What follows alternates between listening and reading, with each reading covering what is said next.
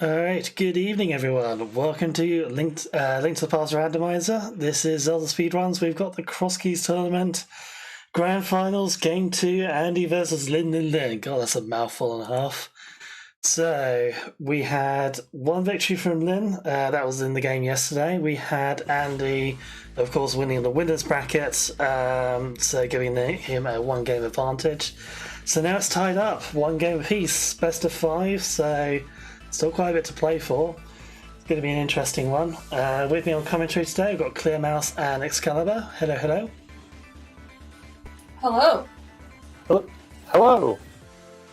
How are you doing today, Excalibur? I'm doing great. It's the weekend. We got some cross keys. It's not even midnight. Couldn't be better. How's things over there? Oh no, things are great. It's the sun's shining. It's like 3 p.m. in the afternoon. I'm looking forward to this match. This is going to be really, really exciting. Yesterday, I don't know if you ended up got a chance to either watch the VOD or watch it live. It was a really exciting race. I expect nothing less from these guys today. Definitely. It's going to be a high bomb. Their earlier match in the winner's bracket was hype. Andy sent Lin to the loser's bracket on a pretty tight best of 3. Lin was like, nah, fuck it, I want to replay a rematch. And now he's back. Here we are, yeah. Hopefully Bin can give the runners the go signal as soon as they are both sitting at their computers. We're currently waiting on Andy to return from Coffeeland. Yes. And so unfortunately... Just watching Andy's stream now, waiting for him to sit down. Here he comes. What, you think that starting the race before he's seated is unfair? Sure, Lin didn't mind. It's just a handicap, right? Like remembering to go to all the places. So let's hope that tonight's match is decided by clever decisions and not by mistakes.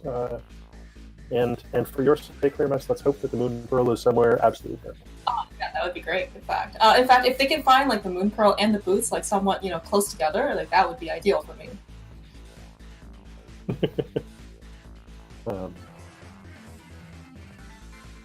Lin certainly claims that he can hover just as well as Andy. I think Andy might disagree. Oh yeah, I mean, in terms of execution, these guys are, very, very close, at least for Crosskeys. So, I don't think yesterday was a hover seat. I believe they, at least Andy got this pretty early, but Hookshot was also available pretty early as well. So, certainly no concern of that. We will see what happens today. Countdown has now started, so give us 20 more seconds, we'll find out. Excellent. I think that, to me, the Andy has slightly better execution. He certainly got more hours of fast rando than anybody in the world.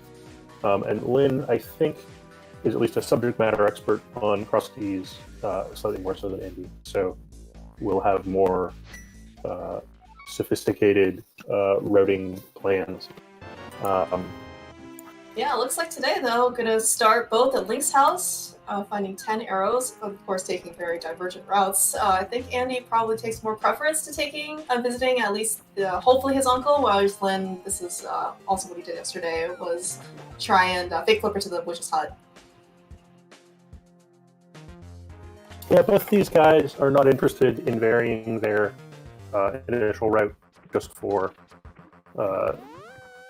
the sake of racing. Andy, I think, goes to the castle first in literally every possible mode. Yeah, he's certainly rewarded this time, right? He found Graveyard Ledge with 4 bombs and leaving some more bombs.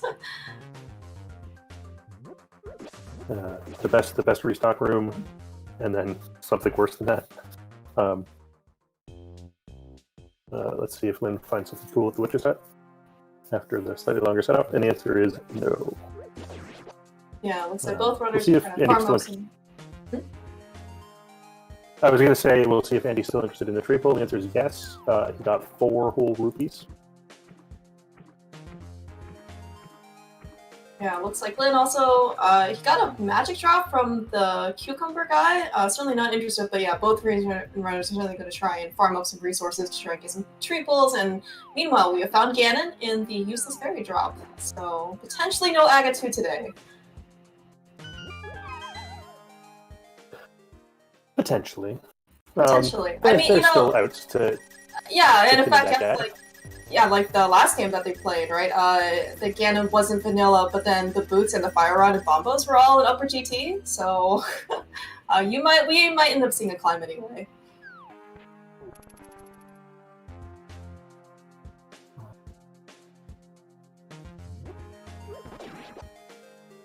Andy getting the news about Ganon. Making the go right play early on. I think this is a reasonable play in the abstract, but it's even better when you know that Lin is going to be doing this early, because Lin always fix flippers at the beginning. And so just in case there's something really important over here, Andy doesn't leave it behind. Yeah, I mean, certainly in when you know who your opponent is, it's sometimes very helpful and beneficial to your strategy to know like what your opponent's opening is, what their style is, what their tendencies are. It's all information to your advantage. I mean, if you think that you have better execution than your opponent, you would like to play the game exactly the way your opponent would play it, because then you'll anything you can do to reduce variance, that's definitely for sure.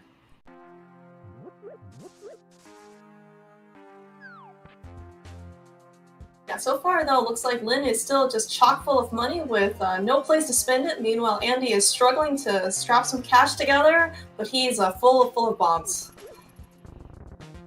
I mean, the thing that you're looking for cash for early, besides the bottle vendor, which you'd like to pay for your first trip to the Kakariko, is bombs. So, oops, accidentally found the thing I want to shop for. Yeah, Andy's just way more efficient found here. Lunch on the way to the grocery store.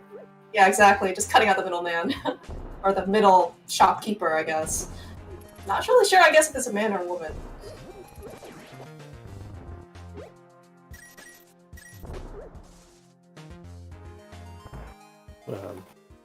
Yeah, so far though, outside of those bombs, we haven't really found anything that's of note. Nothing was on the lumberjack. We did find Ganon, but so far no notable items.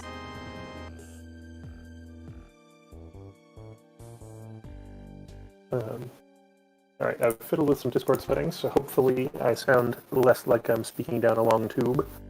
I apologize for the audio quality. If it's still rubbish, my laptop is dying.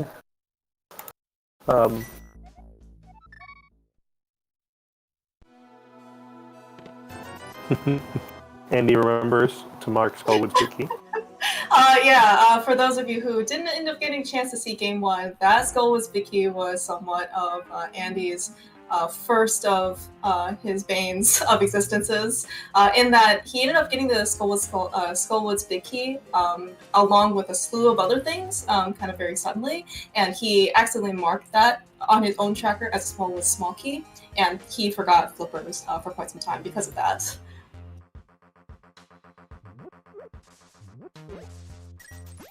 Yeah, it's one of the dangers of Crosskeys in particular is because Quickswap is on, you're less likely to notice mismarkings, especially of keys. You just don't look at that hardly ever on purpose, and your accidental chances are just diminished by Quickswap.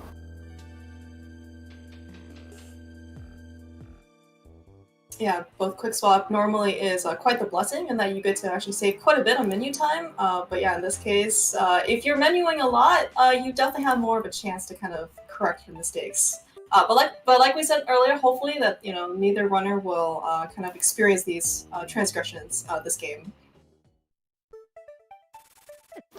Andy finding Bumper Cave, which is worth writing down and worth hoping that you don't need to traverse it. A couple of houses ago. It's one of those awkward connectors. One of the few that actually requires you to have things. Yeah, meanwhile, I guess we're finding nothing but yellow items today. Lynn found Quake in the mushroom spot. Oh, okay, so we got a new compass to GT. Okay. I'm sure that'll be helpful. Mm-hmm. Well, we've certainly seen runners that forget about, Hope Room, right side GT, upper GT. You never know when it comes to handy. So unfortunately, the compass doesn't help with any of that. I guess it does if you remember to read the UI, but we've had runners that certainly don't know how many items there are in various parts of GT as well. Hopefully these two are better than that. Alright, Andy, meanwhile, finding Paradox Cave in Blind's hideout, vanilla location. He does have 7 items available to him, but looks like he's gonna temporarily put that off for the time being. Meanwhile, Lynn finding his own 5-item location, along with Andy, for Mini Moldorm Cave. You see these bomb strats from these guys, very well practiced and well-behaved Moldorms. Yeah, I mean, Paradox is gonna spit you out somewhere inconvenient. And so, given that this next house over is 2 seconds away now and potentially a long walk later, I respect Andy's choice to at least check the store. And it turns out to have potentially some good stuff. In practice, nothing of interest.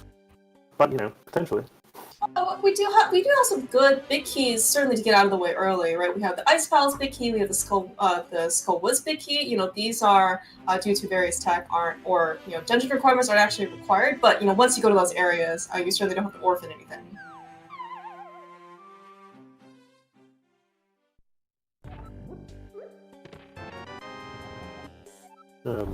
They're certainly loading up on the good caves early. Found the well, found Millie Moldorm, found Paradox with a glove in it. Yeah, that glove is going to be quite helpful. It's one of the, what Days Cloud calls one of the big 5 items. You have glove, pearl, sword, boots, another glove.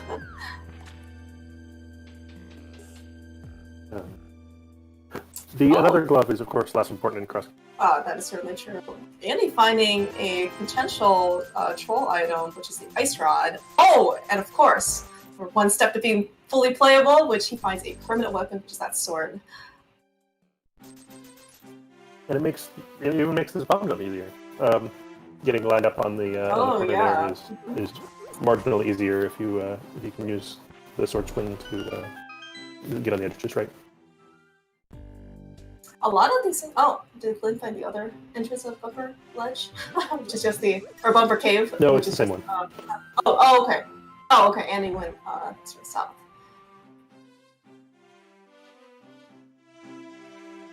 Andy found that Paradox led to Pod, the Pod, the fake Pod, which may be useful as a Dark World connector later, but is not especially useful yet. On the other hand, with gloves in hand, we can do the back of escape. Vanilla back of escape. Yes. As long as we can throw our bombs in the correct direction. Or maybe he can find boots early, and then he doesn't need bombs. But speaking of which, he gets quite the fulfill, the refill there. And of course, with a very important fire source, which is that lamp. And also no dark burns for Andy. Not that he needs that, but that fire source is potentially important. It's useful for the for actual gameplay reasons. The light will save the runners some, tens of seconds over the course of the run. That means they don't have to think about darkroom logic at all, which saves their brains some tens of seconds during the run, I'm sure. Yes, yeah, especially for I would consider it to be grand finals, crosskeys, high profile matches. Your opponent is very, very, very good. You kind of want all the luxuries and conveniences you can afford.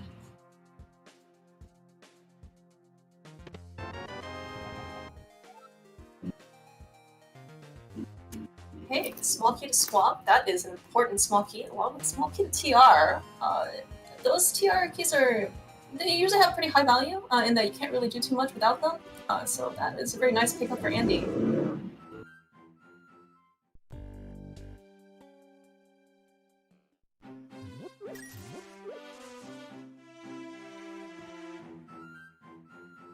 Andy also not getting punished by failing to do Houlihan, unlike Lin early, because the bush crabs are dropping a substantial amount of money.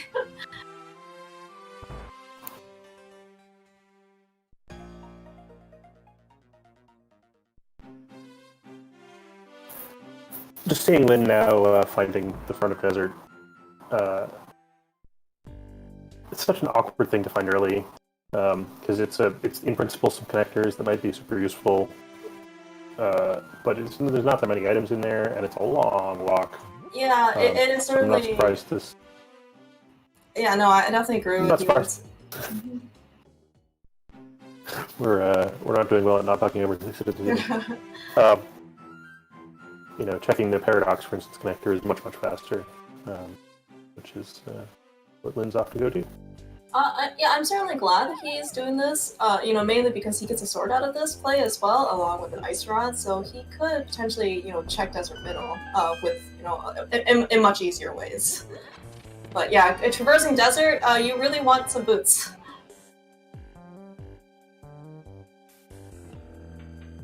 Yeah, it's one of the best places to run around in the entire game.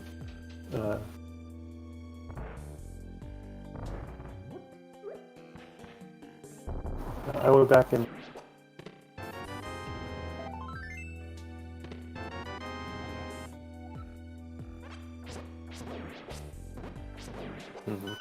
Yeah, resources certainly are not going to be, at least early resources don't seem to be much of an issue for either of these runners. They're just getting bombs upon bombs, so they won't be too worried about that. And they have a permanent weapon out, which is a sword. Is Andy going to appease chat so early in the run at under 14 minutes to give us a pet check?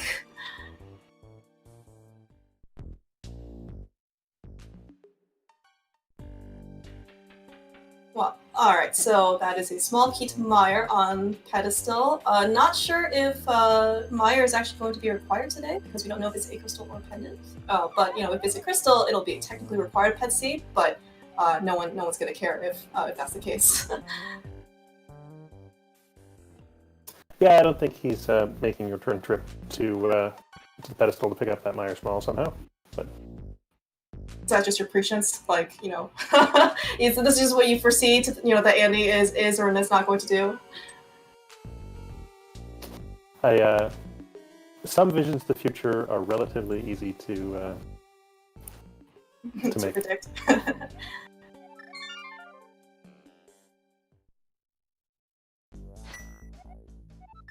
Alright, looks like Lin is temporarily done with his barrel walking, I guess, in the Dark World, finding 50 rupees in K45 contents. I'll save and quit out for now. Most likely check the back of escape here with his glove and finding his fire source.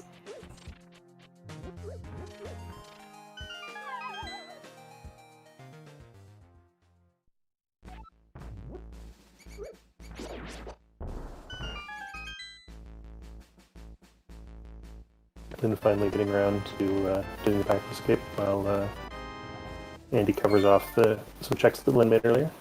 Yeah, Lin saving a bomb on Andy, only using one to access the back of escape versus the two that Andy did. You never know, like every, couple frames could actually end up costing the match. That's both true and not true, right? Like, the number of matches that come down to a second here, a second there is actually remarkably small. But you can certainly drop a second here, a second there enough times to make it add up into minutes without too much work.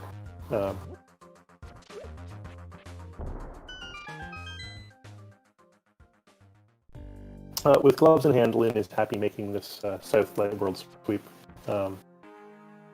Runners often put this off. He's going the other way, which is also reasonable. But often put off both sides of the South Light World until they have a glove. But early glove, easy routing. So yeah, he's going to take his light source in this case, as opposed to a fire source, and going to check at least Dark Cross. Potentially can also warp back with and do, I guess, like the Hyrule Castle proper. And of course, you know, even though they don't have the mirror, the good thing is that they only have 4 hearts and green mail, so death warping is about as easy as it's gonna get.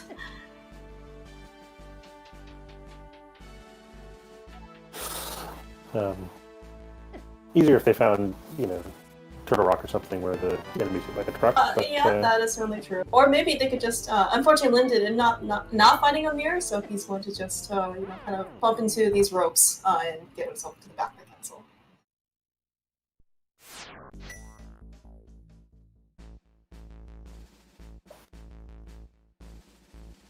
And now Lin carries on in Hyrule Castle. I'm always a bit surprised when runners do Dark Cross before the basement. I've never really quite understood the reasoning.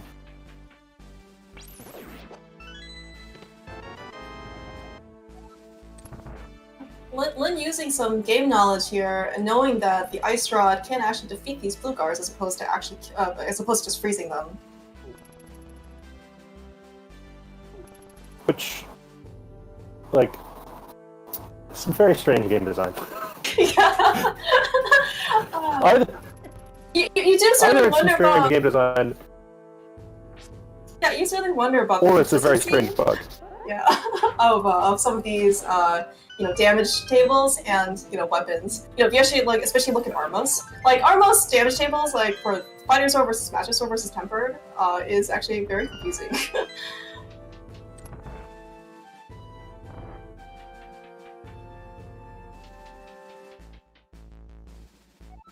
At least, alright, so the check that Lin just made was the boomerang chase. This chest here in Zelda Cell is technically not in logic because we don't have the Hyrule Castle small key quite yet, but that big key to pod is 100% within logic. So, not quite accessible in anything pod quite yet, because we're going to need a couple more small keys, but it is certainly a really nice item to have.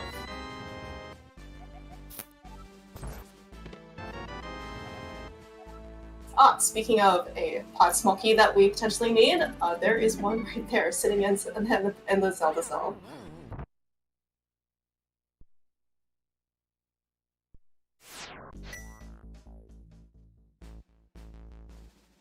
Alright. I'm back.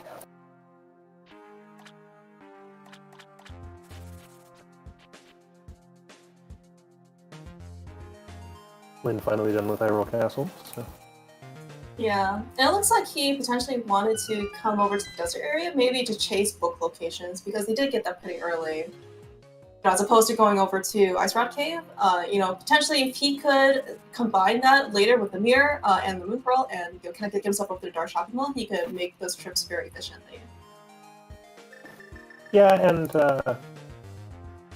you can always flute over there as well, maybe. I think Lin is pretty committed to this play of checking Mini Moldorm Cave and then going left. Often when he does South Light World, I've certainly seen him do it before.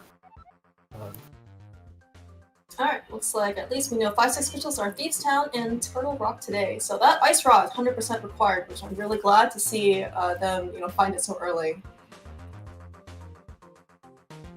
I mean, something else will stand in the understudy Ice Rod today. I mean, I do like the praying animation for Prim there on Lin's side. But I was gonna say, yeah, like in Crosskeys, there are probably like 15 different Ice Rods you have to go find. So at least the true Ice Rod hunt is over, right?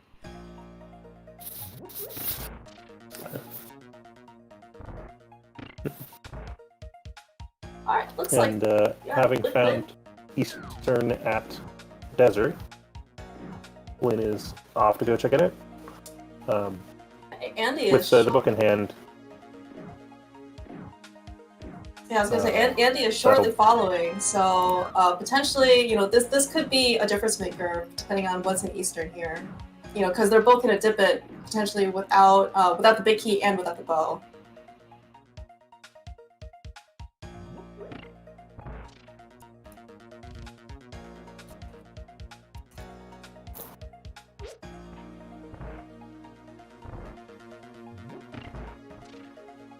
And looks like Andy's making the same choice.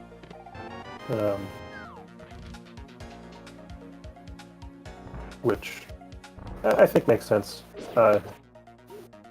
If only because you don't want to sit through the darn praying animation 3 times.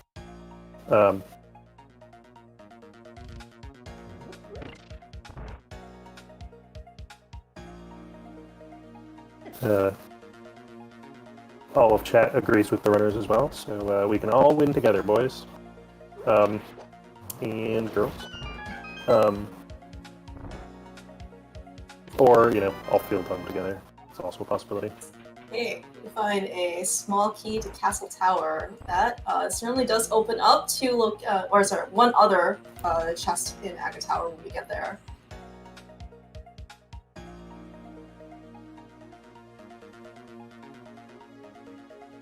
But yeah, at least this dip so far, as at least part of why maybe they're more incentivized to come in here. It is not exactly that convenient of a spot to come back to, especially if this is your only entrance here, because you have to pray over and over, and so I certainly don't blame them for trying to get as much value as they can out of this book.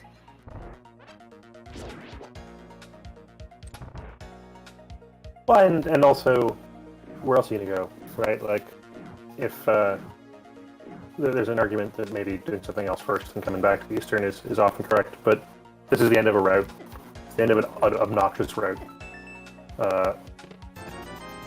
I think that today is Eastern Day.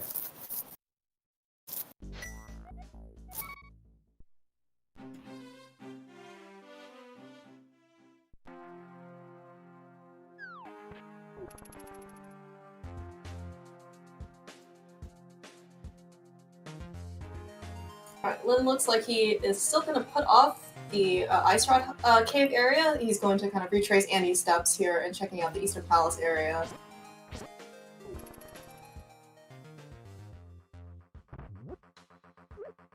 So are we starting to run out of places to go? A little bit. We have a bunch of connectors to check, right? I didn't. I was busy trying to fix my audio. Did Lin check all 3 exits to Hyrule Castle? No, he did not. I think he just got the items and then left. Okay. So we have 2 exits there. Yeah, and then they also have Desert Palace exits, I think. Yep. And then they also have Ice Rod Cave. So, I mean, so they do have options. It's just good. Every option is going to be a bit more of another walk. Yeah.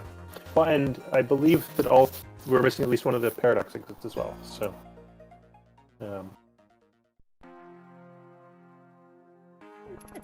there's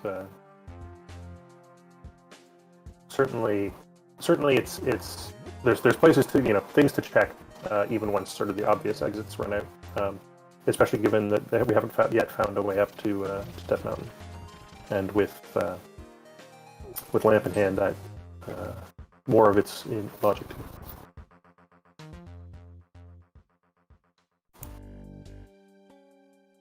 Yeah, it looks like Andy is also doing Dark Cross. Looks like before he decided to end up visiting Zelda Cell.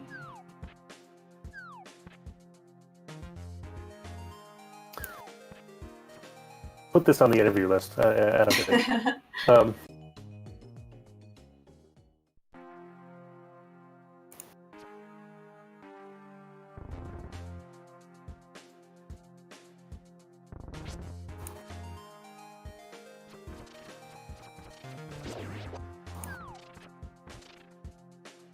Yeah, so far, I would say not too much of a divergence, just because it seemed like the options that these runners have are, I guess, they haven't really gotten like too much progression that kind of pulls them one way or another, right? They're progressive items, so far I've played a glove and a book, and that's kind of it. So, right, book would kind of naturally lead you towards the desert area, and otherwise, these connectors haven't really led to too much so far. So Lin finds a different desert entrance and finally decides, well, heck, I guess this is the thing that we're doing.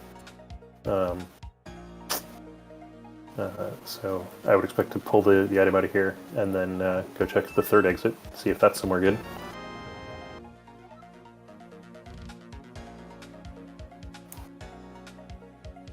Yeah, even the keys that they found so far, they haven't either found the dungeons yet, or they haven't really been like too much of a use, right? Like for example, like that Ice Palace big key is probably not going to be useful for quite some time.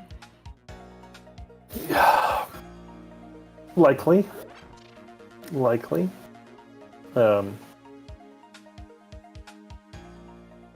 right, I think Lynn is going to give our first check to Desert Middle, which is on the east side of Death Mountain.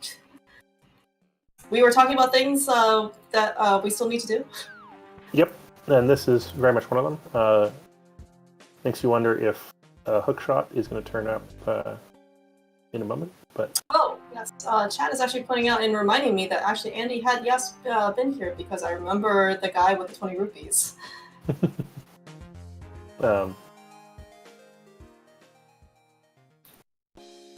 Unfortunately, we've sort of gotten to one of the most limited parts of Death Mountain there, right? Without, if you get to the top, you can jump down. If you get to the left-hand side, you can find the old man, etc., etc. That's one of the most restrictive parts of Death Mountain. So we might have to make a return trip there at some point when we can get out. But that is not yet. And Andy finding a vanilla ice rod cave here. Already have the ice rod in hand, so he's going to just pick up 300 rupees for his troubles. That does give him, not just Zora money, but plenty of money. Did he just forget to pick up the rock? That is where he came out of. Beauty. And Hyrule Castle left, so I think he potentially never going to go back. Yeah. Yep, and it looks like we're going to get some fake flipper checks here. Zora, of course, is in logic with the glove via the slow walk to Doom, and so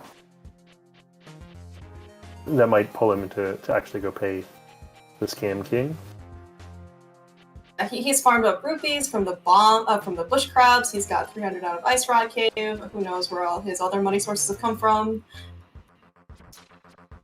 It doesn't take very many rich bush crabs to get rich. Yeah, it is really kind of those also another time you kind of want boots, right? Because you could at least from Ice Rock Cave, it's very common to set up a water walk and you just kind of dash right along the water instead of swimming.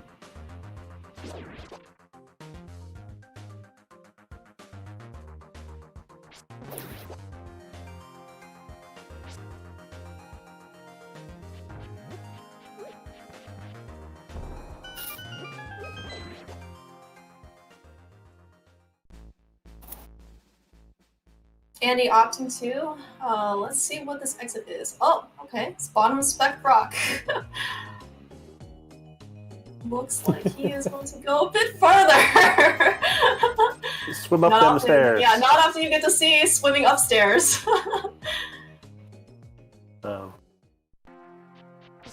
That is exciting and bold. And it turns out you can pick up things while you're swimming in the ground, and so Andy did that.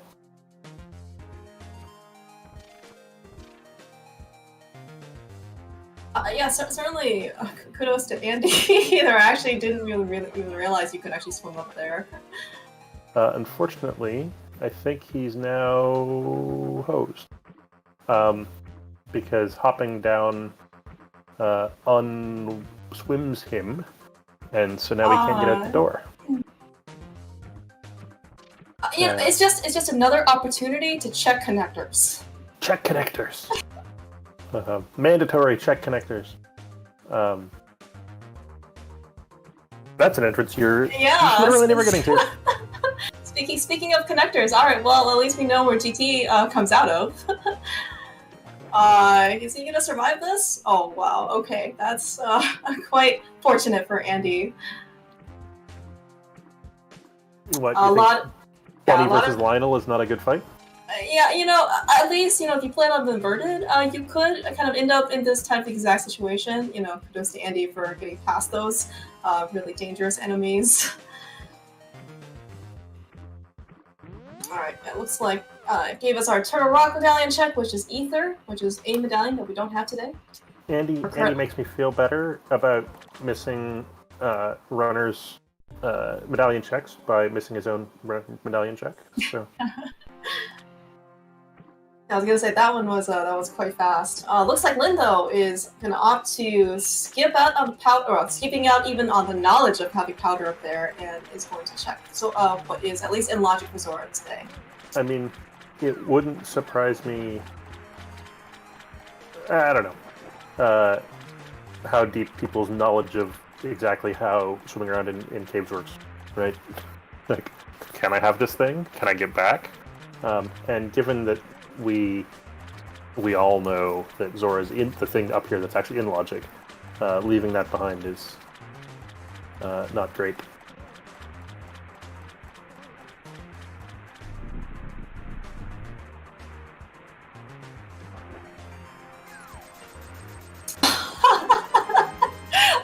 Well, thank you, Vanilla Zora, for having our vanilla flippers. Were you saying something about you couldn't, get back there with the flipping? Yeah, let's just swim back, swim back, and then walk the normal way. I was even postulating at this point, like, well, does Lin have enough equipment to do Ancilla, to because as a small key that potentially could get? Turns out we don't have to worry about any of that stuff. Nope. And interestingly, Andy has Zora on his mind, loudly enough that he's made the immediate trip back up here. Yeah, and in fact, I mean, certainly I don't foresee him at least getting to Zora being a potential problem, even though he does have to, dodge quite a bit of fireballs here, but he's going to be quite happy to pick up his vanilla flippers as well.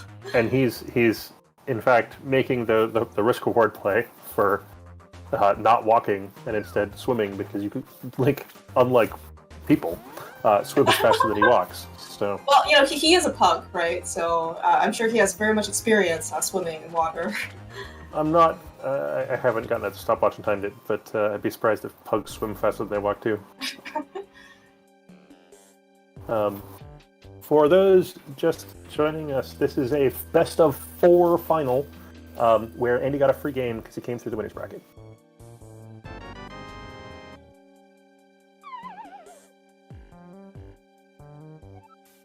So it's first to 3. Yeah, but basically at this point, I mean, I think it was originally quote-unquote best of 5, but Andy, as you said, gets a free win. But because Lin won game 1, or at least the first game that they played yesterday, this is essentially now just going to be a best of 3 starts. All right. Lin showing us the exit to Spec Rock that you're actually supposed to get to, and is back in Kakariko, which is not the most exciting place to be.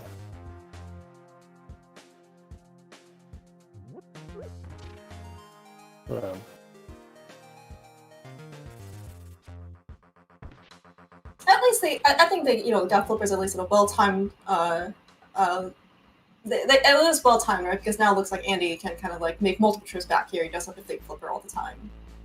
Yeah, the question is, what do those flippers lead to? Yes, swamp. Maybe eventually a Dark World reversal. And that powder. I was busy trying to mess around fixing my audio early in the scene. Do we know where the bat is? We have not found the bat yet, as far as I know. So if we knew where the bat was, I'd be excited to go over there and bat. I'm less excited to climb Ganon's tower, which we haven't found yet, with the stuff we haven't found yet, to go turn in my magic powder. Yeah. We haven't, we don't, I guess, according to our great trackers here, looks like we have 1 GT small key. Certainly probably not enough to motivate either of these guys to climb, but of course can't climb in general without the GT big key. And a bow is the other. I have seen Andy mimic clip. I think Lin has clipped as well. Man. I believe that the second one is actually much easier because of some things that happen when you do nonsense that isn't how the game is supposed to work. But mimic clipping two rooms in a row is a lot of work. Yeah, especially when you have BMOs there to kind of distract you from actually doing what you're supposed to be doing. So if I remember correctly, at least some of the BMOs don't work if you mimic clip the first room or something. There's some weirdness around exactly how that works. Lin down to connector diving. And now down to bunny walking.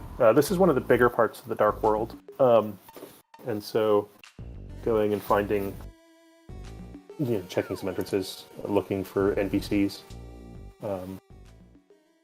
Lin just barely avoiding that Hinox there always makes me a little bit nervous because that turn looks also pretty tight, but he does have enough health and kind of get himself through. Andy, meanwhile, finding Thieves Town, gonna take a Pug Bunny Revival and at least gonna get the first 4 here. He could find the big key, which can let him go further, but I guess we won't know until we see all 4 checks. Yeah, Dungeon Bunny Royale is way out of logic, but it's super fast in a lot of dungeons, and you might as well.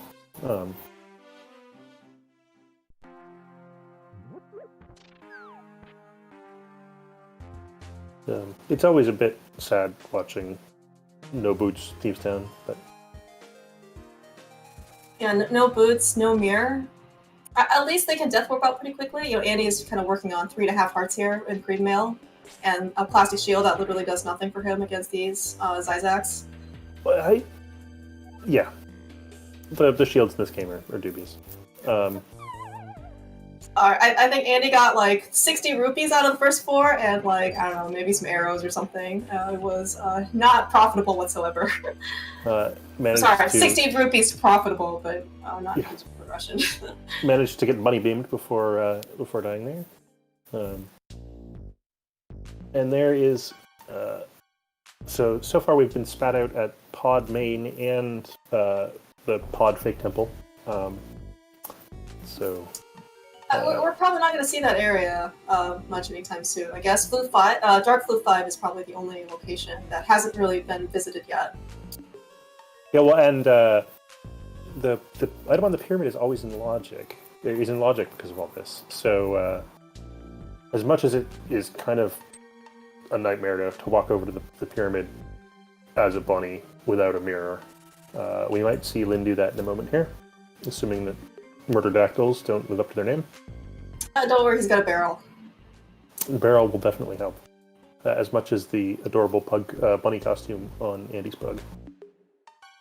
Yeah, speaking of Andy and Super Pugging, he has found the Super Pug Cave, which he did find it a bit earlier, but looks like he wanted to check some other entrances on Dark Death Mountain, but now he's back in full force. Super Bunny Cave, so named because it's completely trivial to see the Super Bunny glitch.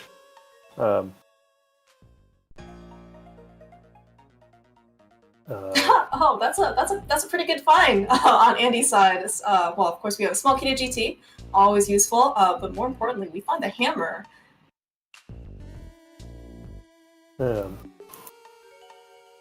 Yeah, and Out of Logic Hammer is a very, very good sequence break. And getting to Light World Death Mountain is also a very good find. And he has to be a little careful though, because he hasn't found the. Oh, jeez, did you say something about pyramid item and logic and Moon Pearl? Mm-hmm. I was gonna say, yeah, Andy needs to be a little careful. I think he hasn't found the old man yet, so he doesn't really want to die yet. Speaking of which, alright, he just needs to rescue this guy, not get hit, and then he'll have the saving point, at least.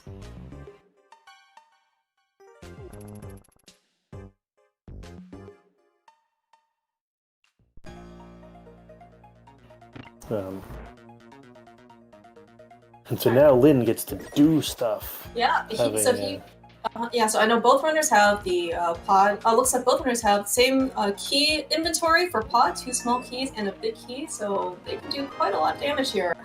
First find is a really nice fire rod.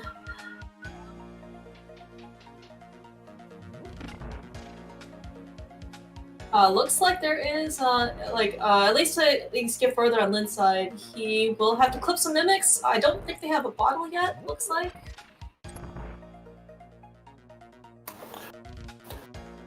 No bottle, but while Lin doesn't have, there's a couple of runners that are unfortunately no longer in this tournament who can mimic clip faster than I can say the words mimic clip. both these guys have pretty clean mimic clipping techniques. Yeah, and speaking of being able to keep inventory here in pod, we found the Pumpista pod. So, Lynn will have doubly no trouble keeping track of how many items he's picked up in here. Assuming he ever looks at that. And here is Andy's Moon Pearl.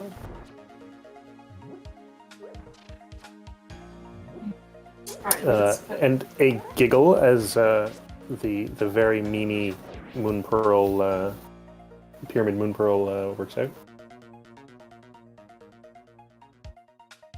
Yeah, we're potentially going to see a synced pod dip here from both Andy and Lynn, as Lynn very cleanly gets that mimic clip just right out of the screen. Very nicely done.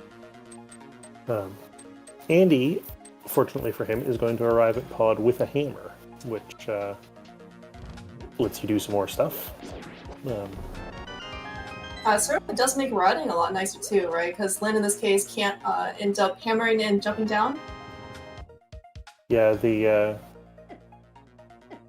certainly traversing the bow side multiple times in order to save a key is probably dubious, but if you're over there anyway, heck, might as well. But looks like Andy's going to go straight up the middle, drop down, and then maybe do both side afterwards. Yeah, especially if you can find a bow here, right? That would make your running even easier. And then, at least for Andy, right? He can do a lot more damage. Yeah. Sync GT small key. No boost for Andy, so unfortunately he can't really kind of make a time-saving hovering there, which I've definitely witnessed him do and get the bow lock side that way. Yeah, the secret third way to glitch your way through the bow side. As chat was pointing out a second ago, Andy got bailed out a little bit on that Moon Pearl location by the back to the old man location being the pyramid, which one means that he's not gonna have to buy a bomb later, and two, it's like, hey, would you like this Moon Pearl? So it's, I think, 3 distinct ways that they had to logically get to the pod area. I guess the game was just really trying to tell them that they should go to the pyramid and pick up their Moon Pearl. Yeah. It's like required or something, right? There only has to be one route there for the logic to be to work out, but I did enjoy the symmetry there on Andy's side. Lynn clipped the mimic to the top of the screen, meanwhile Andy clipped the mimic to the bottom of the screen. It had a relapse there for the mimic, but the door was already open. So yeah, fortunately for Andy, the game does not check if enemies reappear on the double check, screen. just checks once. No, I'm done. No, I don't need to do any more work. Lynn has unfortunately gotten a few more hearts along the way, and so this death warp is taking longer.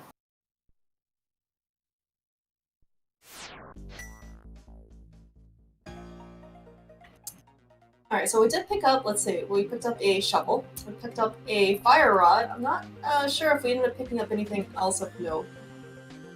A small kit of GT. Yeah, small kit of GT is with... Andy's now got 3 of them, which is enough to do some damage in there. Unfortunately, they haven't yet assembled the collection of stuff to actually go anywhere, any particular direction. So that'll be coming eventually.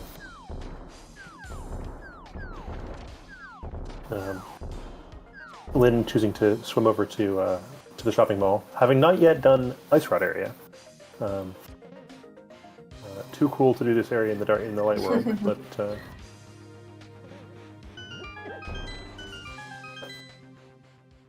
yeah, I'm sure he'll be really missing out on those 300 rupees. yeah, it's the peace of mind, not the actual items, right? And even stopping in for a cup of tea with the fairy.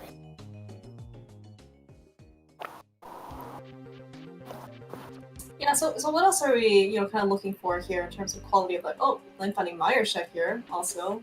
We would like a mirror. That would be really nice.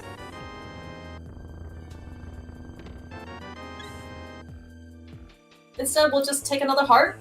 Certainly good for Dark World safety and protection, but as we've seen multiple times in POD that they have to death warp, it's just more inconvenience at that. Yeah, there's some balance, right? The 8th heart, I'm happy with. The 18th heart, maybe not. Yeah, before I find the mirror. I think actually, yeah, from game 1 yesterday, I think both runners had 19 hearts at the end. Yeah. And red mail, it was quite the defense. And I'm sure neither of them needed it, in any technical sense. So,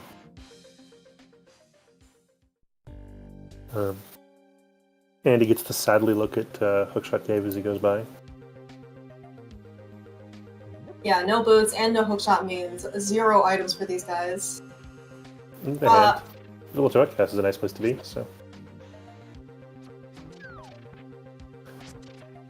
I also know that, or I remember that runners did, both of these guys I think found, the Pyramid Fairy contest, but both of them were bunnies and had no mirror, and so they weren't able to check that, so hopefully they'll still remember that. I have some faith. On the other hand, Andy currently has not tracked Ice Palace Big Key, so assuming that our trackers are correct and his tracker is wrong,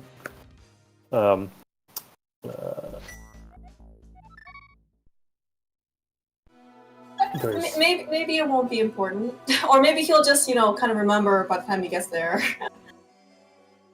Yeah. But yeah, certainly that's it's not going to be a good feeling. We have a reprise of what could potentially happened yesterday.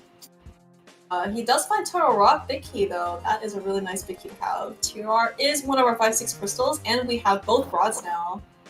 No Kano Samaria quite yet, so we can't actually do that much. But with that one small key to Turtle Rock, he potentially can still access, but not logic, Trinex. It's a lot of work.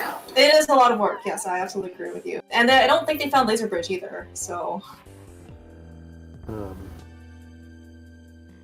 Andy beating up this thief that's invincible, due to slightly dubious Village Podcast running right there. And Lynn has now joined Andy in this part of the Dark World, and will beat him into Skull Woods by a wee bit.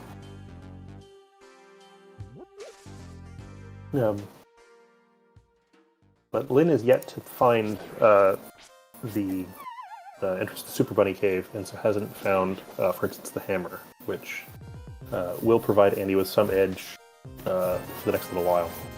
If only just for hitting things, given that it's more effective than the plastic sword your uncle thought he was going to rescue the kingdom with.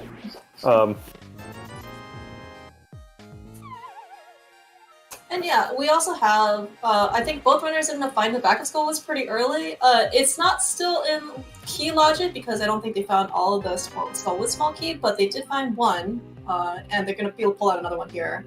With a fire rod and sword in hand, they could potentially go take down Moth. I don't know how excited I am about doing that.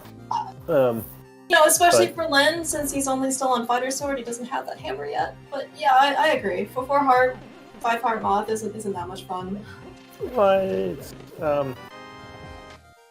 it's also not that many items. And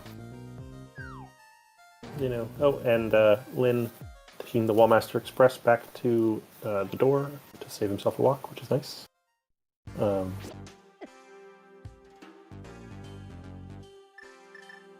Yeah, so Skull Woods today really should just be renamed to Big Key Woods because, we ended up finding a lot of Big Key Swamp, which is really nice.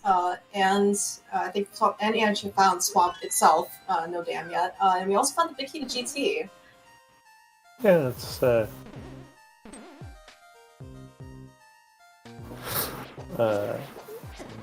And we also have failed to find a whole bunch of items that are not in A Link to the Past Randomizer. Yeah. In particular, we kind of see both runners here struggling to push this statue on 1.5 and 1 heart, respectively, because they don't have the Kano Samaria. And that Wallmaster, it's got to be the trolliest part of this room, right? You finally deal with all the other nonsense. You're pulling a statue, and the stupid hand pulls you out. Like, God damn it.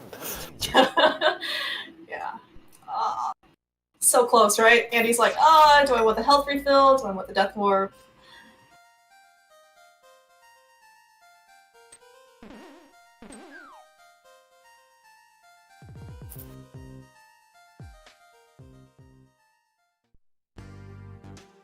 Alright, looks like, with Fire Rod in hand, both runners are going to be able to check the back of Skullwood's vanilla location. Good that it's not going to be isolated. Oh, and speaking of which... That's a good find. Yeah. Andy with a Turtle Rock Big Key here can make this check if he ends up getting there. It's, unlike the bomb jump to the left door, going north is not completely free. Which is why he's actually having to spend some time setting this up.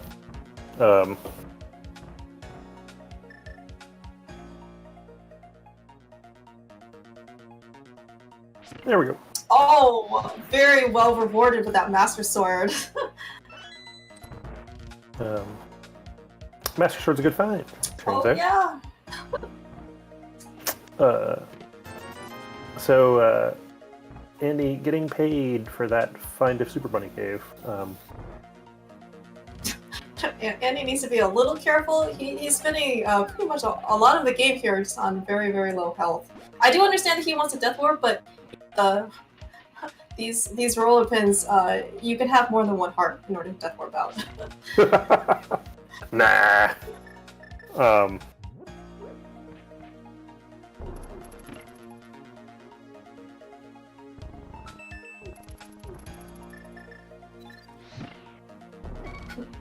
Oh dear, Lynn.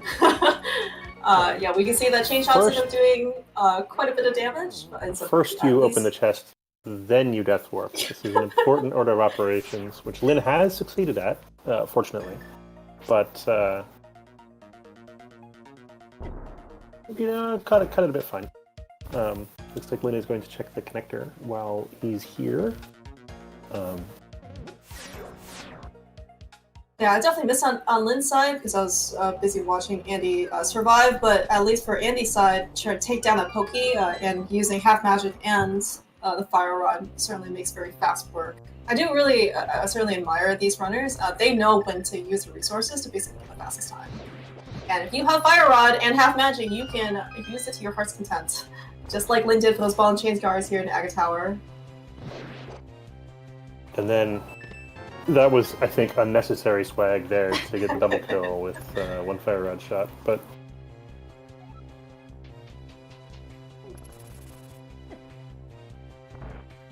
Yeah, that Master Sword, though, for Andy is a really, really nice find, because, he at least has some options here. He probably still will end up using Fire Rod, but he comes to find Agahnim Tower on those guards, but man, it's a really good thing that Lynn came up here, because he found the Cane of Samaria. Now we can go right back over to Turtle Rock. Yeah. Isn't it nice when you did some of those rooms that you really wish you had the Cane of Samaria for, like the Back to Skull Woods? Yeah. And maybe bomb jumping to the big chest and TR? They did find a different TR entrance somewhere more convenient than Skull Woods, I believe, right? Andy did for sure. He found the front. I don't believe we found Eye entrance or Laser Bridge for that matter. I mean, they both exited Eye entrance to get to. Okay. To Agahnim Tower. So. Oh yes, you're right. It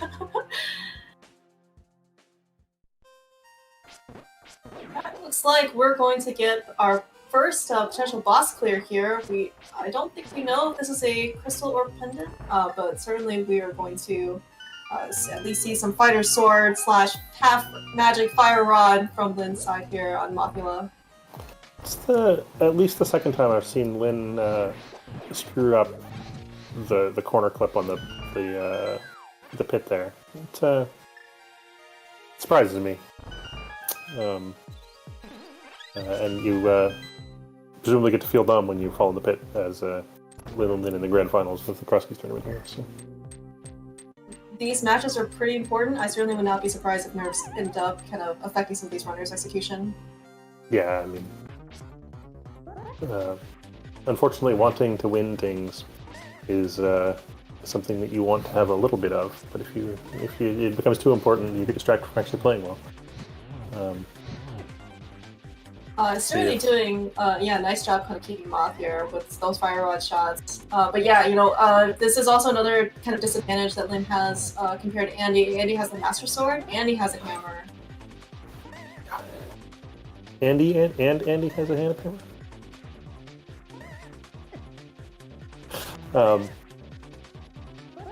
Oh wow! that dodge between the shots and the spikes. Holy cow, Lin! Oh, Lin is making this look hard. I mean, but it is hard. It is very much hard, but there we go.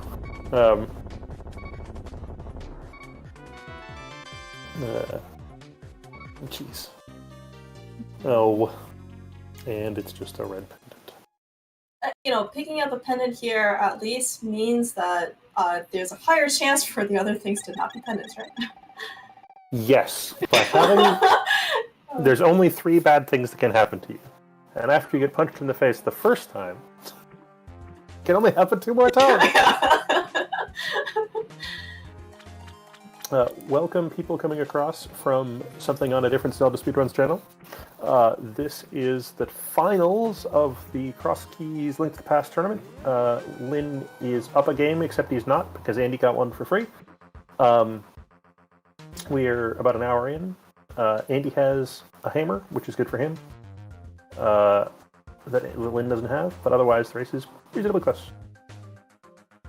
Andy has a hammer and a Master Sword. I don't actually recall if you ended up saying that. So if you did, I apologize for repeating. I didn't, but Lin doesn't really need a Master Sword, so... It's one of those things where, Ganon could just, take one look at Lin and be like, oh, okay, I give up. Yeah, well, it'll turn up. There's plenty of swords out there. There's at least 2 more somewhere. Yeah. Yeah, meanwhile, Lin has kind of revisited TR front on Andy's side. He's going to be able to give us at least this check, and the 2 checks on the fire rod left side. Potentially more if he wants to keep going with that one small key. Yeah, that's... So he's seen 3 of the 4 entrances now. One of them is an exit-only location on Floating Island. And back to Skull Woods is not an exciting place to get back to. So we'll see what choices.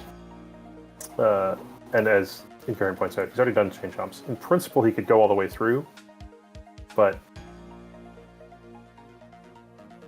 I mean, and Heal has 1 TR small key. I mean, typically you still at least want 1 to kind of save in case you wanted to go be Trinets. Yeah.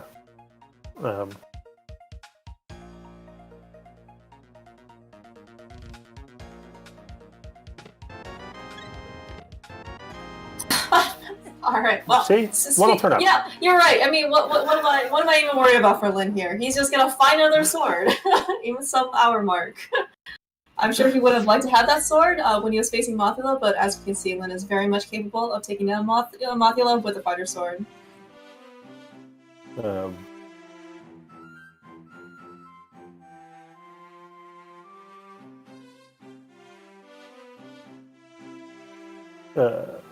Andy finding yet another pod small, and by yet another I mean his 3rd one.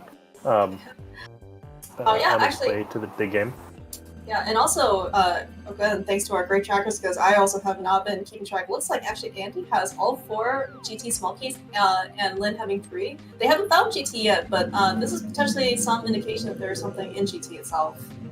Yeah, except that, yes, I entirely agree. Except that they can't actually... Oh, they have hammer they have fire rod and cane now. So right side is open when they get there. Still, in principle, missing the hook shot for left side. So both of these guys can totally do left side GT with just the hammer. Lin does need to get to Spike Cave, which is the super funny entrance cave that we know about, that also then unlocks West Death Mountain. I don't remember exactly the chain of things that gets you to Spike Cave entrance, but That is the big difference right now. And unfortunately for Lin, there's sort of better things to do, like, oh, that might have been it?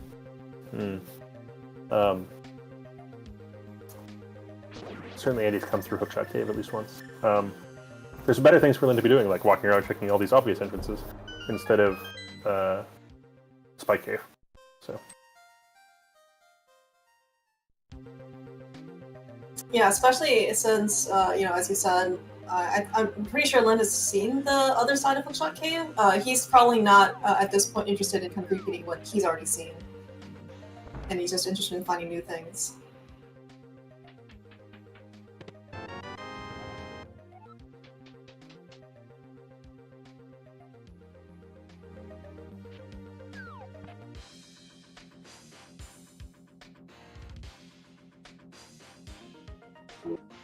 Also, I kind of missed where Annie ended up picking up all this extra money because they've already paid off Sora, and Annie did Houlihan, and he has 1,200 rupees. Yeah. Alright,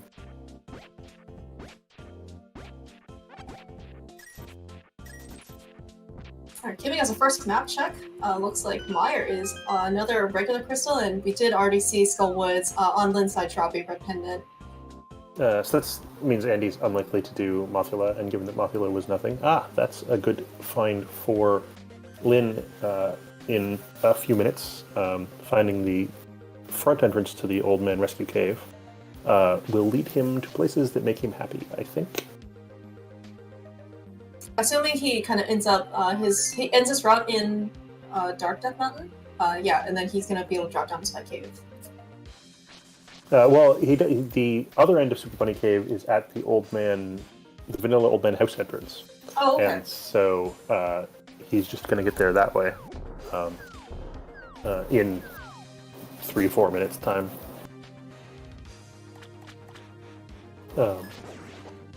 Yeah, one of the weird things about Crosskeys is that money is quite important until it's not. And we very much breached that it's not part of this seed. I had forgotten that Spike Cave here was an option that Lin had found much earlier. Lin didn't have the hammer, still doesn't have the hammer, so it's not on the table for him. But Andy also, potentially not having that fairy be totally useless, could actually end up doing Spike Cave right now. Half magic, Cane of Burna, he just got a health refill, he should be good to go. It feels and like another enough heart stuff. container. Yeah, another heart container to boot.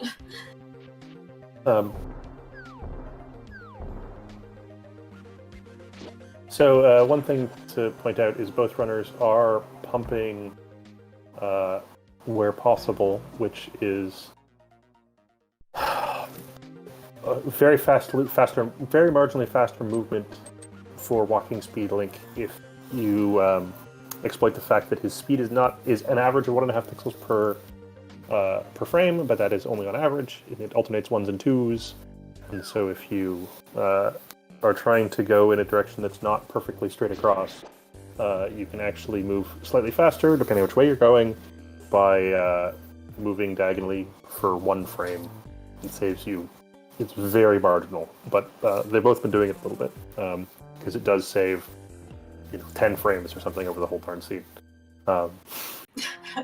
Yeah, we actually do see Andy taking a lesser scene walking out of Spike Cave. Most of the time you have boosts, you can at least, spin speed or hook speed your way out. But holy cow, Andy ended up just walking out. Yeah, you were worried about him having enough health to get in there. Yeah. He good.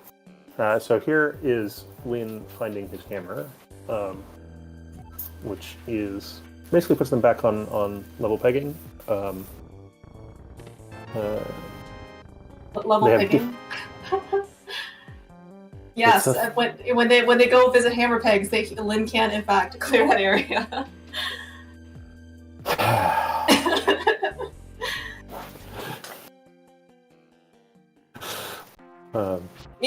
Andy actually also, speaking of health, he took his time to end up picking up that heart piece out of Checkerboard Cave contents. Not often see that you, not something that you commonly see, especially on runners who have basically like 8 full maximum hearts. Lin showing us the rarely seen right side of Capacity Ferry to go get a ferry. Yeah, I mean, like, they talk about Crosskeys, being basically like the 100%, version of Link to the Past. I mean, we're really getting some game content today. I honestly didn't know that was there. Oh, you clearly didn't die enough when you were a kid, and you needed like every health and bomb upgraded arrow upgrade that you could get.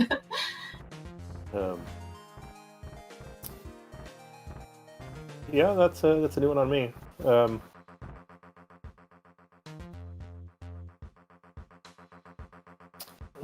Andy has thoughtful face going on, presumably trying to plan out his next moves.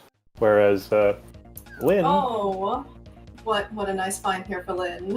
finds GT.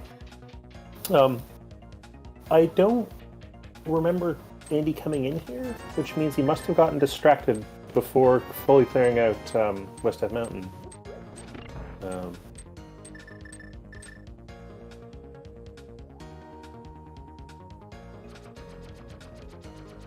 Alright, it looks like Lin is going to take a traditional GT routing here. Going to Hope Room first, and then gamble on Tile Room. Yeah, it's de rigueur in the Crosskeys community to do Tile Room. Oh, and yeah. Frankly, it's faster than running around the world looking for chest caves when they're not where they're supposed to be. So, it's correct. But if you're not used to Crosskeys, you might be like, why are they doing this? It's just the thing that everybody does. Yeah, I mean, certainly unlike, I would say more keys related. Oh wow, good thing Lin did. Tyler fighting that hookshot. He can fully clear left side now with that hookshot to get to Stalfo's room. Yep. That's yeah, you need something to be in logic. Oh, let me just give you that item to put everything in logic. Do Ganon's Tower, folks. So one of the things that makes Crosskeys difficult as a mode beyond the sort of logic puzzle of where to go is that you very often have to do GT with less stuff than you were used to. Hope Room and Tile Room is not the hardest part of GT, but you definitely wanted to come in here and do that stuff. Yeah, I was also going to say, unlike, I would say, more traditional non-keys modes, in Crosskeys, people don't skip Left Side Swamp, they don't skip Tile Rooms, just because, you are going to, like, those are, if something's in logic, you go check it. Yep. Andy's about to get his Bacon Sword, which is the Master Sword that Lin found earlier. Lin will have to make it back to... So it's the Master Sword's Turtle Mark Big Chest, which is only accessible. It's at Skullwood's Back, and it's the only way you can get there is going to Skullwood's Back. I think there's actually a fair chance that Andy carries this sword advantage for a long, long time. Maybe to the end of the seed.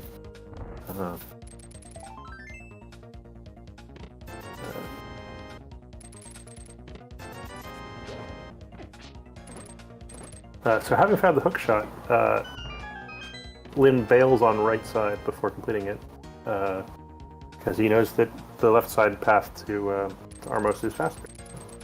Yeah, especially with no mirror, we did see Lin kind of had to take a dive multiple times in order to get over here as well. But does find a small key to Hera. I don't think we found Hera yet. I agree. So Andy is actually traversing the old man cave to get back. Nice. Boy. I still enjoy seeing runners take connectors to get to locations. Even though they have whatever like normal, like whatever dark world or access. It's kind of always refreshing to see. Yeah, they might have normal dark world access, but they don't have Death Mountain access. Short of, I guess, normal Death Mountain access.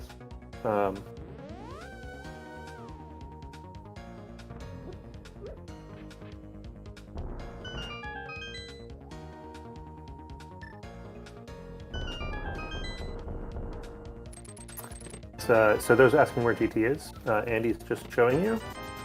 It's the left-hand drop on West Death Mountain.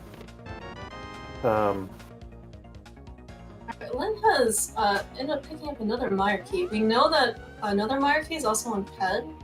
Andy did find Meyer earlier. I don't actually remember if Lin ended up finding it, but this could actually be an indication that something is in Meyer itself. But yeah.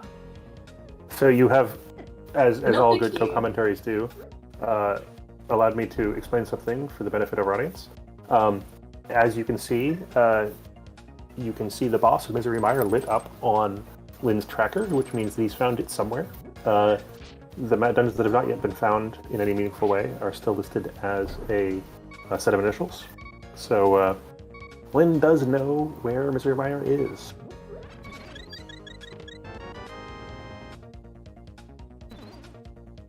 Our tracker apparently assumes that you remember what all the dungeon bosses look like, but probably you have got that figured out by now.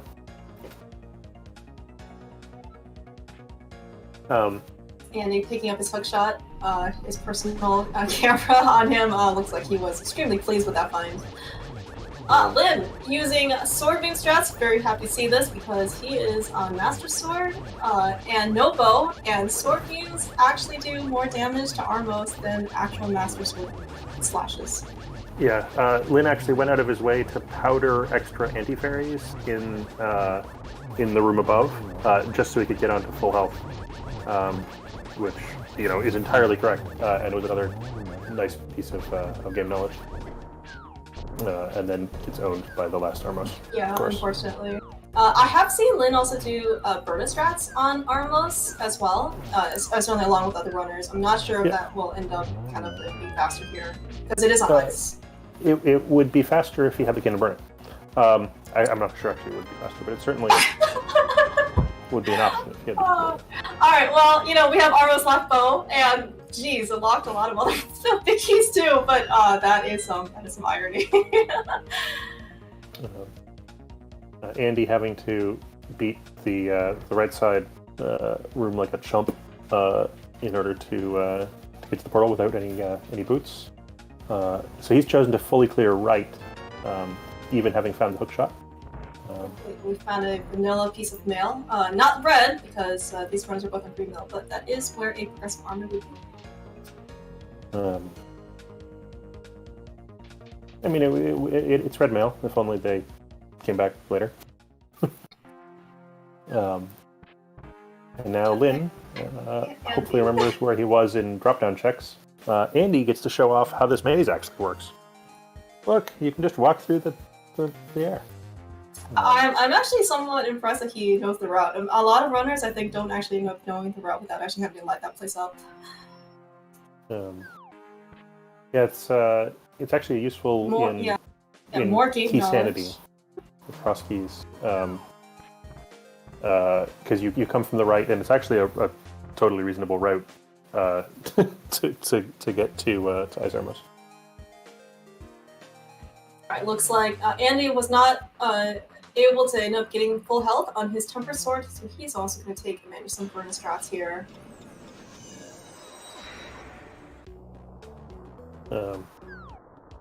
Not perfect execution. Lin is about to find the other end of Super Bunny Cave, having already cleared out the place, so no need to do that. And then this next check for Lin is also going to be disappointing. We'll see where Lin goes after the save and quit. I'm sure actually he'll check the old man entrances and maybe smile at one of their locations. The one really big item we're still looking for is somebody lied to me earlier. Is mirror. And boots, but yes, also mirror. Mirror is also very, very important. Well, mirror is both. I guess they both lock some things. So they've been spat out a few of the mirror lock locations already. And so they're both probably getting a little bit antsy about the whole mirror situation. Yeah, and certainly we've already crossed the hour 15 mark at this point. I mean, maybe these guys don't tilt as much, but they don't have boots, but I would really like to see boots, considering they found Moon Pearl so early. Yeah. Meanwhile, Lin is gonna pick up his 60 rupees. I assume he's gonna keep going. I don't know for sure because he does have the big key. But one advantage that Andy does have over Lin coming back to Thieves Town is that Andy ended up picking up the Thieves Town small key. Can't quite remember from where, but that is something that Andy has in possession of, and whereas Lin does not. Yeah, but Lin's going to save. I mean, the double dip of Thieves Town is not the most expensive dip in the game, but Lin's going to do this all at once, which is a marginal time save.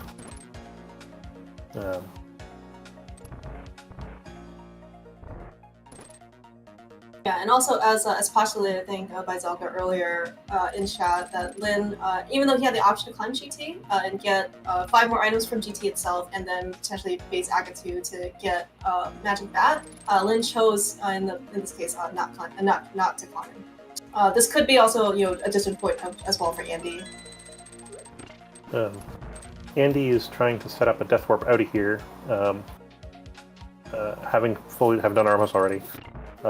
He did Firebar Room, not Firebar Room, Fire Snake Room, while getting hit in the face with as many of them as possible, and that's not because he's bad.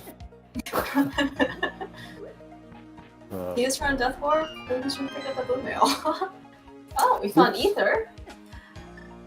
I think Ether was, I want to say, Meyer. Maybe it was TR. They haven't seen Meyer yet. It was TR. That should also be marked somewhere on our tracker.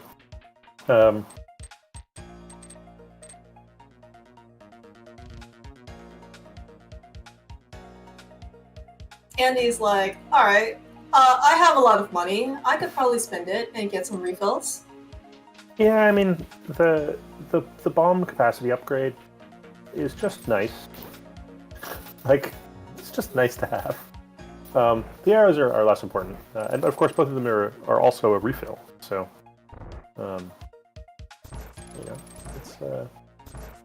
I think that if you find Capacity Fairy at an appropriate time in the run, it's very often correct to buy those upgrades. Yeah, we just see Sankheart being picked up in the maintenance chest.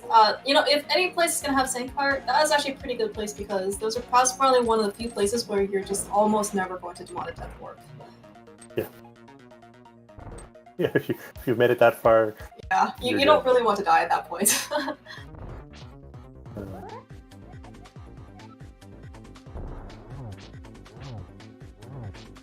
Alright, Lin is sticking to the script so far for Blind. Looks great. Who made the choice to put random terrible jokes in Randomizer? That might be a question for the devs.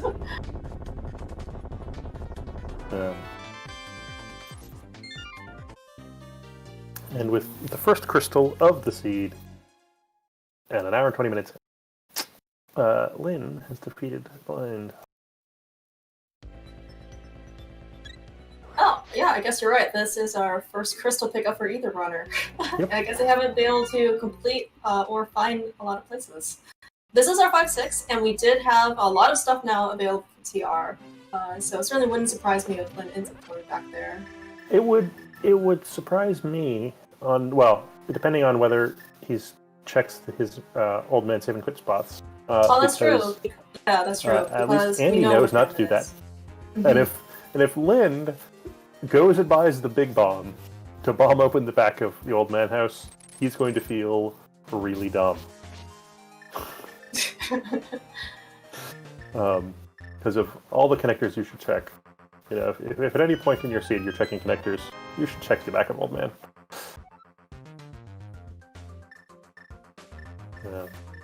Yeah, and at least Andy, for Andy, because he knows that, even though they don't have the mirror, I think once they end up getting the mirror, he could, take that exit and then go to the pyramid and then check out the top of Pyro Castle. Yeah, it's actually a pretty good save and quit spot. Other than the part where they've been spat out at pod area multiple times already, and so there's not actually that much stuff left over there. But Sanket Pyramid is certainly something that the runners have intuitions for. And so now they've just got like a backup snake next door.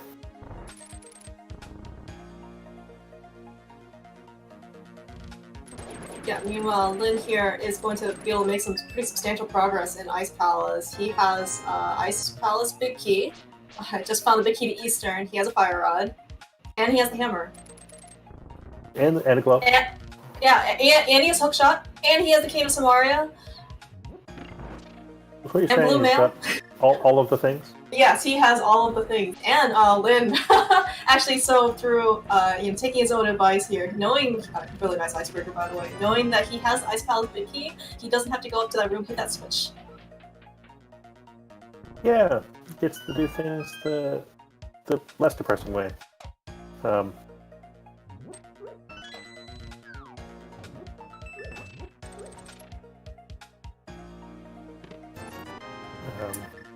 Yeah, See watching if there's Lin actually do this anything run. good in here, but we'll see if there's actually anything good in Ice Palace. But I think this is a totally reasonable play for Lin to be making. He's got all the stuff as we just discussed. It wasn't too far out of his way.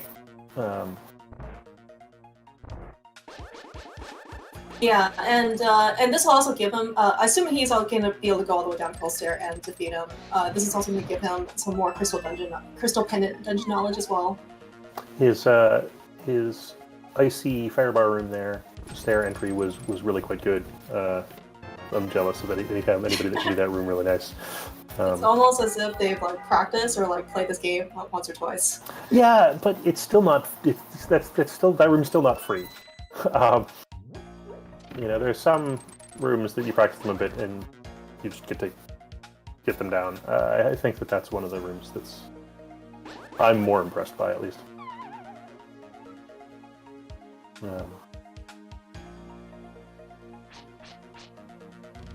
And then, of course, he falls off a much easier room.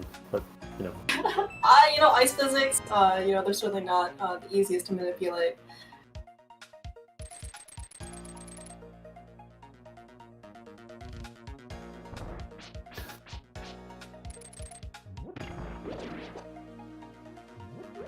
Alright, meanwhile, Andy, where is he? It looks like he's going to take this Dark World portal, potentially into the Village of Outcasts. I guess I'm curious to know where he wants to go next. Man, Andy, you're not allowed to just use the portals. Yeah, this is Crosskeys. Who cares if you have Hammer and Gloves and Moon Pearl and you can access this place the normal way? It's cheating. I think we should take those out. There's my feedback. Connectors on or the randomizer, at least. Let's check out Lin's Cold Stair fight. Gets nice fire rod, sword beam strats. The sword beams count as fire rod shots as long as they're on screen at the same time, which gives him way more fire rod to deal with the Cold Stair puffs. And that was really nice.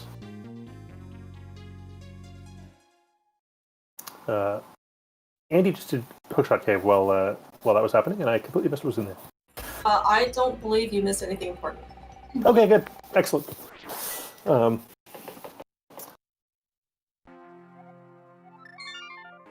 Yeah, second crystal pickup for Lin, though. That was, really nicely executed. Ice Palace.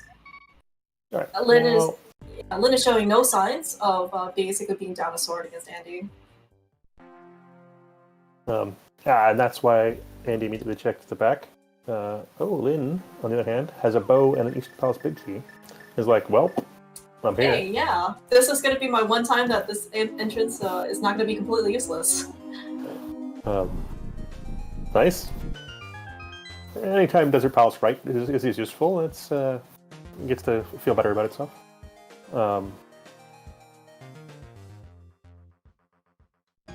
Yeah, speaking of actually crystal and pendant knowledge, I don't think we've actually even found Sahasrahla either, right? Nope. We don't have anything about green pendants being marked. No, we're also still missing, I believe, two. No, we found Hype Cave and Mini Moldorm Cave, but we have not found Blind's Hut. So there's at least one more collection of good stuff out there. Well, potential for good stuff. Sure. but you know, like a cave you're actively looking for if you're these guys. A cave to interest you in entrances. Both runners cleared out Eastern Palace earlier, so Lynn is go-moding or beelining Armos here, which is to say, mostly doing Eastern Palace again. Yeah, at least you don't have to go to the Manila Biki location. Meanwhile, Andy is going to give us a check here on Laser Bridge. Yeah, this is one of the things that might draw Lynn back to getting to that sword in the big chest, is if Turtle Rock or Laser Bridge continues to be hard to get to. Yeah, Laser Bridge totally paying out, though. Andy has found that mirror that everyone's been looking for. Yep. There's always something on Laser Bridge, right? Let's see where this is. Oh, yep, that's a required traversal.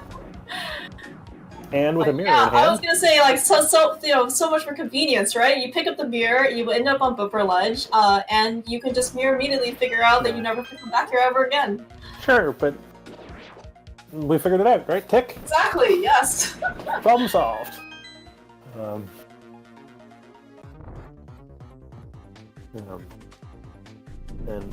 Having defeated the harder Armos with only sword beams, Lynn now gets to show off that he does in fact know the Armos quick kill, while Andy is working on his way to showing off Trinex strats.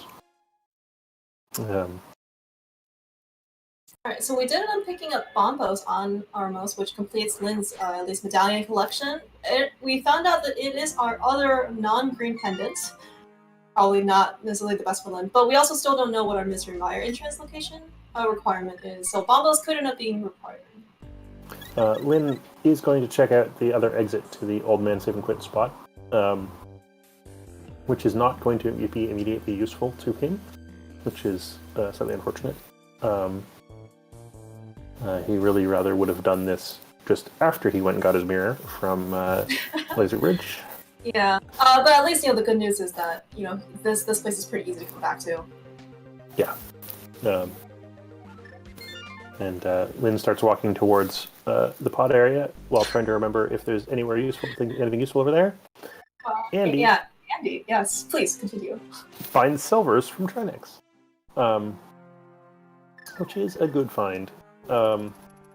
They're, of the sort of strictly luxury items, really quite nice to have in your pocket, especially given that he hasn't yet done, in particular, Vitreous, which is real nice to have his silvers for. Yeah, I was gonna say, at least Andy knows that Mire is a crystal, so he knows he has to eventually find the Mire Biki and the Vitreous. He does have Tempered and the Cape, I'm sure he knows the energy stress very, very well, but silvers will still end up being a little bit faster. Yep. Lynn is not interested in the things that Andy was up to. He's off to do Mystery Mire. Yeah, so I know that Lynn's not going to care about silvers at all, but that mirror that Andy found on Laser Bridge is going to be pretty important. I hope that the fact that Lynn found out that he could get to the pyramid pretty easily but the pyramid, 5-6 entrance is going to be useless, won't dissuade him from going back to TR. I doubt it. He's sort of going to hope that the Laser Bridge entrance turns up at some point, but at some point you just got to give up on that and go and actually walk through Turtle Rock for a bit. It's not very far, right, from the middle entrance. It is kind of obnoxious to go up through Skull Woods again, but you do get an extra item out of it because he hasn't yet checked the big chest. So I think this Mire play is defensible, right? It's a completable crystal dungeon. It wasn't too bad to get to. Does he have? Oh, we didn't have the big key. All right, then it's yeah. I mean, I think it's still defensible. Yeah, he can get a lot of value still out of Mire, right? And then especially he's 6 checks in logic, maybe 7. He doesn't have the big key. Oh no, yes, maybe 6. They are still looking for Desert Palace back and Hera, which we're not running out of entrances, but remaining places include Mire area and mirror spots. So yeah, I think also neither runner has found the dam, which if Swamp Palace ends up either having something or is a crystal, we're going to 100% need that location as well. Yes, so contingent on some other probabilities, it's 100% required. Yes. Okay. That's how math works, right? It's true. In the case where it's required, it is 100% required. I cannot fault that tautology.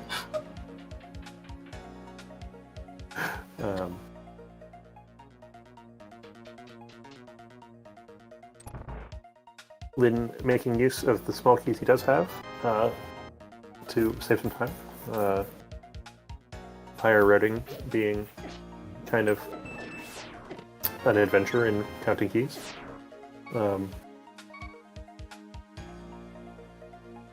And I assume skillfully setting up a death warp. Because Lin is yet to have found the mirror. Oh, well, that could be a misfortune or a great fortune.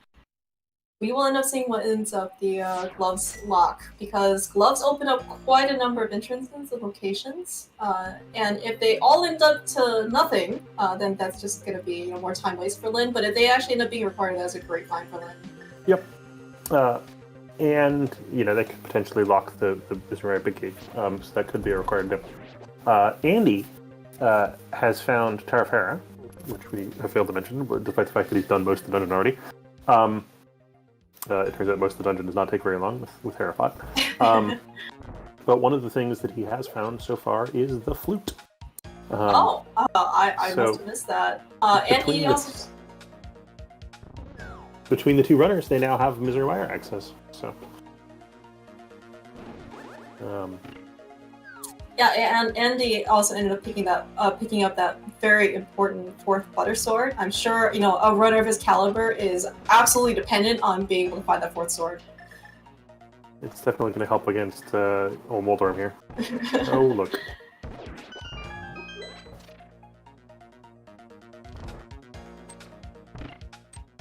Alright, so I do remember... Alright, okay, so we have our complete set of crystal and pendant knowledge. We do. The players are still a ways away from that, but that means we are going to have to find that dam, wherever it happens to be today, as well as completing Swamp, as well as finding Desert Palace. It looks like Tarafera was at Graveyard Ledge, aka one of the mirror locked locations.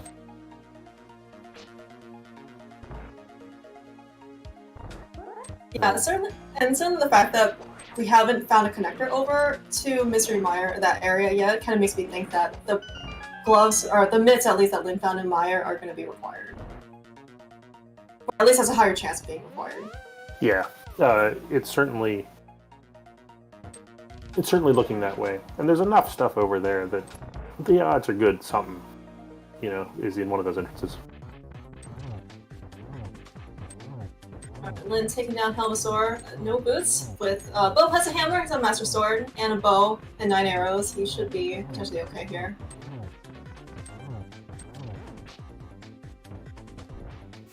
So actually, it's a question for chat. If the next time Andy opens a menu, which maybe never, see if you can spot if the Ice Palace Big Key is marked on the menu key tracker. Commentary team is slightly uncertain as to whether we have it tracked correctly or Andy has it tracked correctly. So you have a mission, Twitch chat.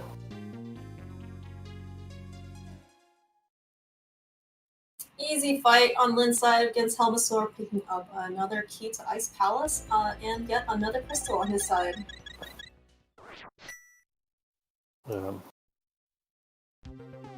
Yeah, he's beaten dungeons while he's here.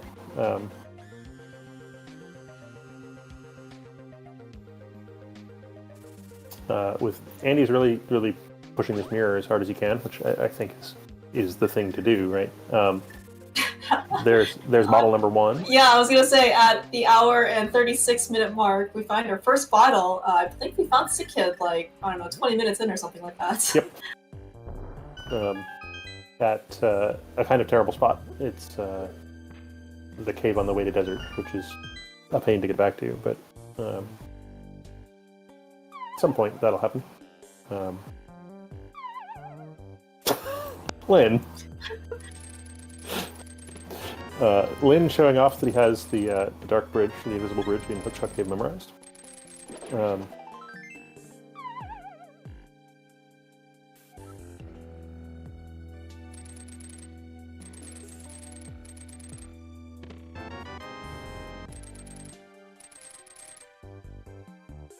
And Lynn making use of the Hookshot Cave connector while he is here.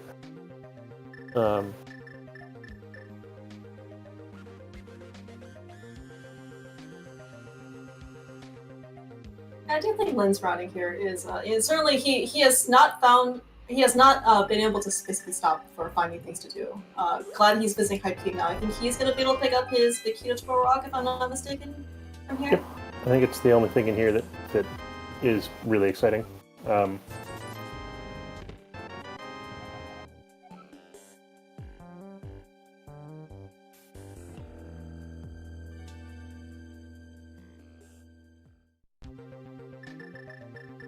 And speaking of Sick Kid, Andy is beelining it over there to say hello. A map is not nothing. That map is nothing, unfortunately. Yes. Given that they've already talked to the bomb guy and know the Turtle Rock is a 5/6 crystal, that map is totally useless. Lynn is also following his item discovery in checking this hammer pegs, which is nothing. I don't recall if they know where the smiths are.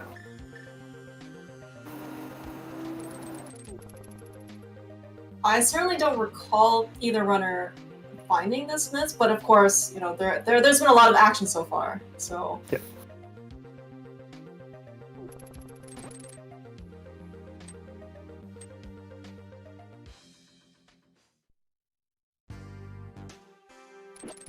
It looks like, you know, with that Turtle Rock Big Key in hand, Lynn is going to go to the back of Skullwoods, the vanilla location, and go get his, Temper Sword at this point, and then make his way further into Turtle Rock. Yeah, which seems reasonable along here. Yeah, as we see on Andy's side, doing Bombo's tablet, the other tablet, in addition to either tablet, gives you another bottle. So the other two bottles are just going to be in the other two tablets, right? Yes. There's the bottle tablet, the other bottle tablet. You know, great. And frankly, writing down how to make glass would be something that... It would be useful, you're right! Especially nice clear glass like that. That was a technology that has been lost several times during human history, so write that sucker down.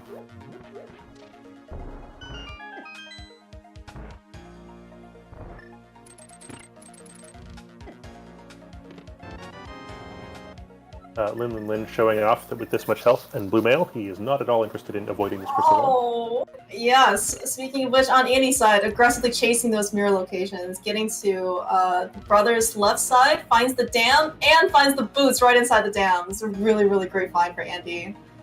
Yep. Now he's got all of the good stuff. It's just a case of finding the rest of the incidental this and that's. Yeah, in terms of... So I guess we don't know what Meyer medallion location, is, or if that's required, but I think at this point he just potentially needs the miss out of Meyer dungeon, and then he's at item completion. Yep. And so, still needs to find the dam. Or sorry, the dam. The Desert Palace back. My brain unhelpfully edited that word. Still needs to find Desert Palace Big Key. Still needs to find Misery Mire Big Key. But we're getting close to having all the things. Yeah, Yeah, and given that, well, I mean, obviously people are just very happy in general to have the boost, but I certainly would not be surprised if Andy ends up chasing more boost locations now as well. Yeah, we can chase mirror locations and boot locations. Mm-hmm. Fortunately, they aren't next to each other, but... Alright, but before we do any more overworld checks, with the small key to Swamp Palace, I think he also has the big key to Swamp Palace, and Swamp Access. He is going to get some more. He's going to potentially get his next crystal here, with full clear. Yep. We'll see if he does left side.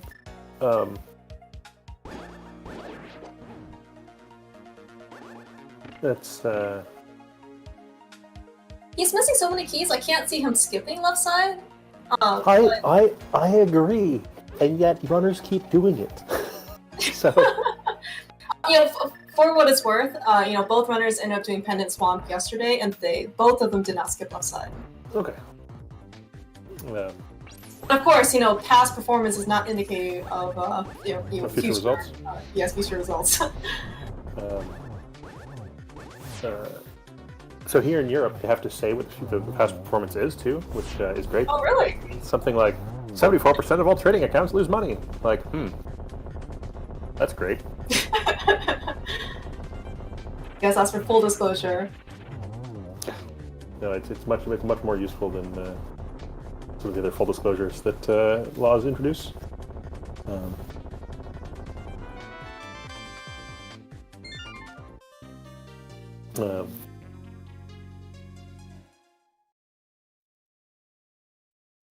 Lynn's audio pack today is really chill.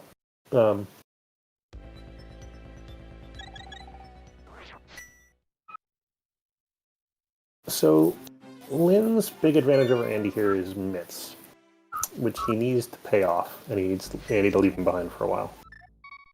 It could happen.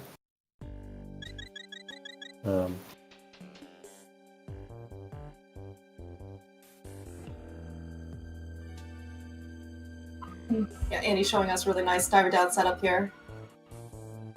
Does getting hit by the fire bar, the fire snake. The second time's always a charm.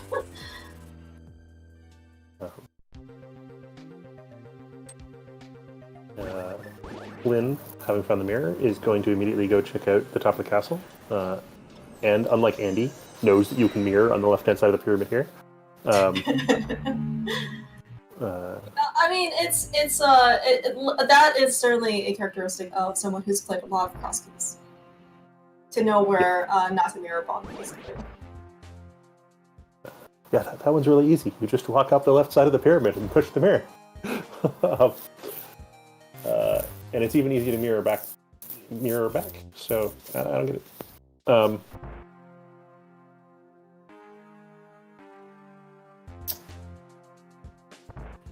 Okay. Sorry, go ahead. No, I was just gonna say. So Andy ended up picking up small key to TR and a small key to Desert. TR small key is at this point not going to be useful because we already know the lava chest contains 20 rupees, so it's not going to be useful in TR. But that Desert Palace small key could still lead to something. Lynn is checking this connector that I'm pretty sure Andy left behind earlier. He did.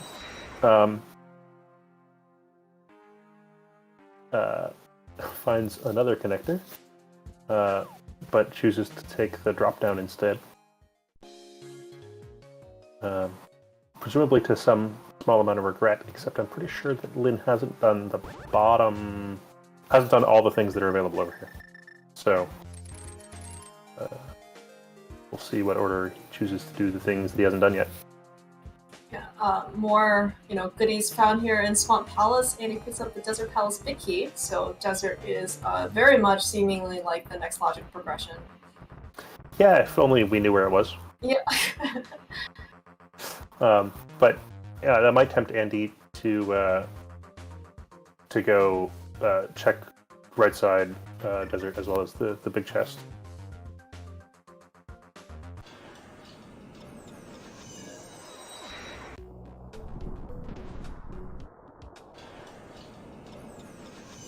Yeah, so it's certainly still at this point. We have the Desert Palace big key. We still need the Meyer big key. Yep. Oh. And that's a really nice Yeah, I was gonna say, yeah, that is a really nice Zero Cycle Argus. Not easy to execute at all. Andy makes it look super easy. Does require a little bit of luck in terms of like where Argus universally is and the pop RNG, but I mean, like, yeah, that was super clean. Having Buttersword and Silvers, of course, makes this fight look super clean. You also have to know how to do it, but this is one case where all of the toys do help.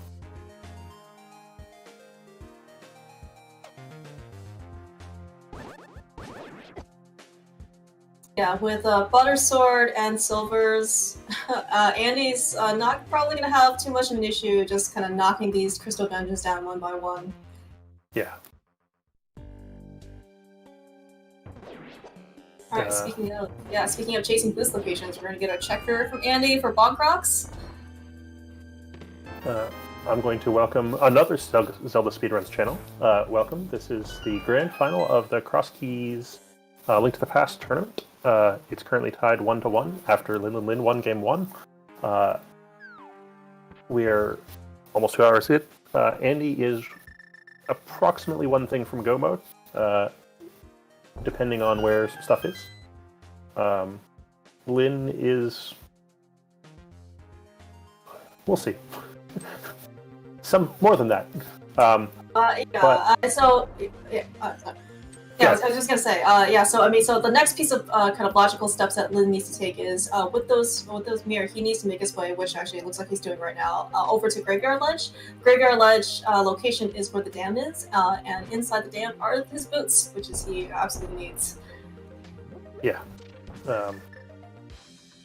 And then while he's here, he can also check King's Tomb conveniently. Andy finds Desert Right and is too cool to go check the 2 items.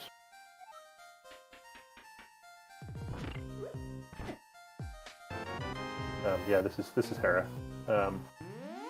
Dam is that maze game left. But is a mirror location that is on Lynn's list of things to do, but not yet.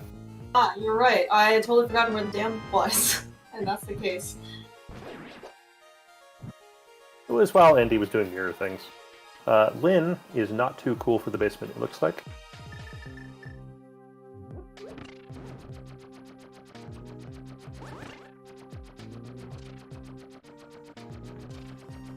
Mr. Norwegian, thank you for managing to look at Andy's menu. Apparently, he really did forget to track Ice Big.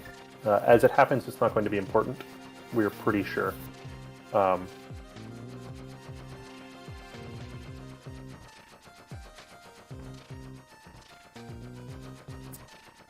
Yeah, the Ice Palace Big Chest just contained the cape, and I don't think it led to anything important as well.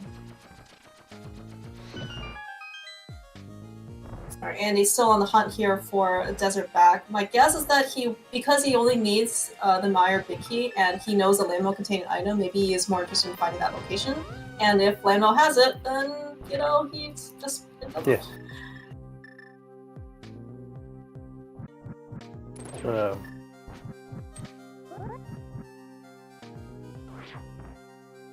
Looks like Andy's chosen to finish off Pod first, which is reasonable. My internal clock apparently failed to note that Lynn was done with his coffee break. Was anything good in the basement? I did not see anything of importance. That mean you didn't see anything at all? Correct. Okay.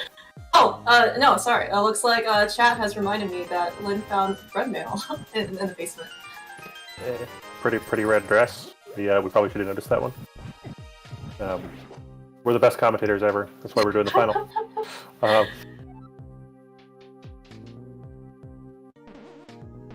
Andy looks like he does have 3 small potkeys, and he does have 3 checks available to him in pod. So with that mirror, he's going to be Helmasaur. Would not be surprised if he ends up coming back with 2 items like immediately.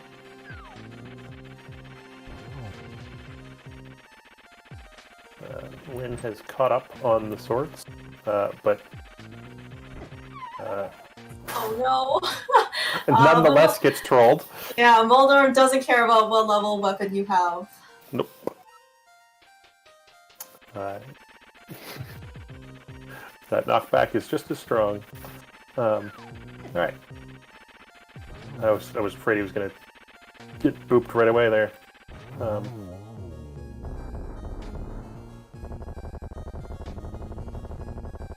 Alright, so meanwhile, when Lin came here to beat Helmasaur, he was on Master Sword and regular arrows. Handy here, on the other hand, has Butter and Silvers. However, once he wants to take down Helmasaur, it's going to be his choice. Looks like just 2 sword slashes. Yeah, the wind up on the sword is not as long.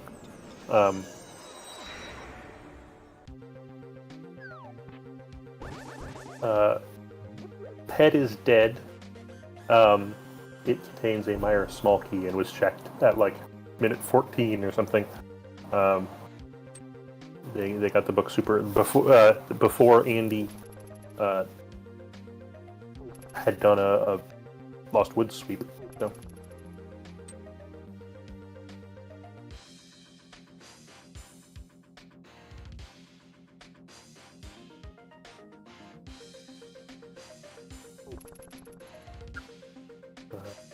Lin making his way over to the mirror spot that's necessary over here. Gonna pick up a frog on the way. No, I'm gonna go drop off the frog first before checking the mirror spot. Yeah, I was gonna say, I mean, so the fact that he picked up the myths in Meyer, and he went in without the big key, right? So he, it certainly is not surprising here that Lin's gonna just try and chase myth lock locations. Yeah. All he needs is one of them to pay off, so.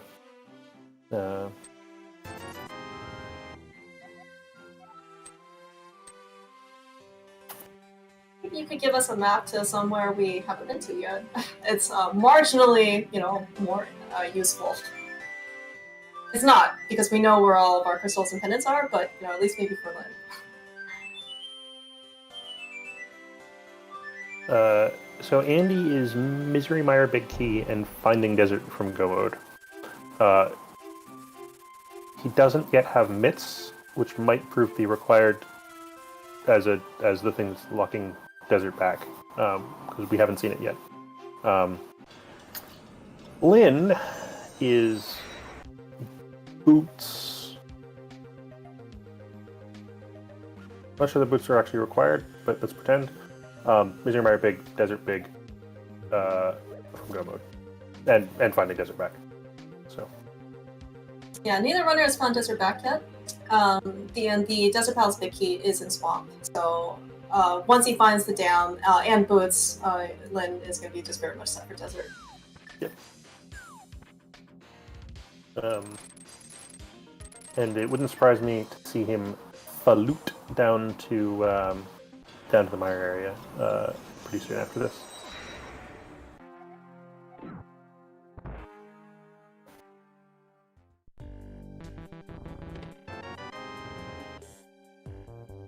Lin is one step closer to finishing this game.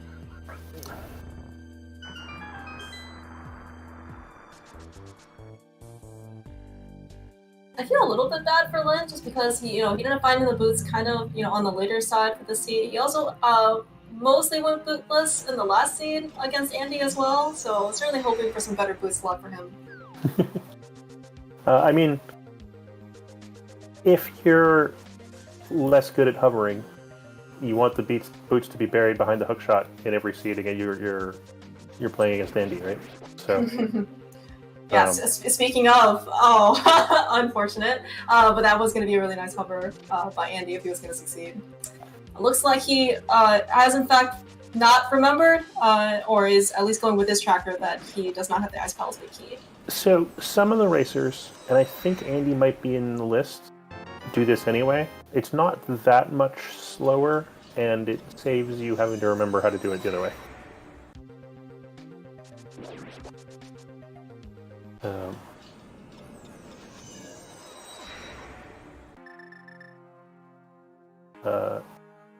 Lin going to get the bottle news here in a moment. Lin also remembering to talk to the locksmith to unlock his purple chest before coming over here. Yes, his purple chest that's like two states away. Yeah, but yeah. Details. It's Hyrule shipping at its finest. I mean, frankly, if you can hire a guy to break into something that's across the, over yonder, it's a pretty good deal. Even in another world, no less.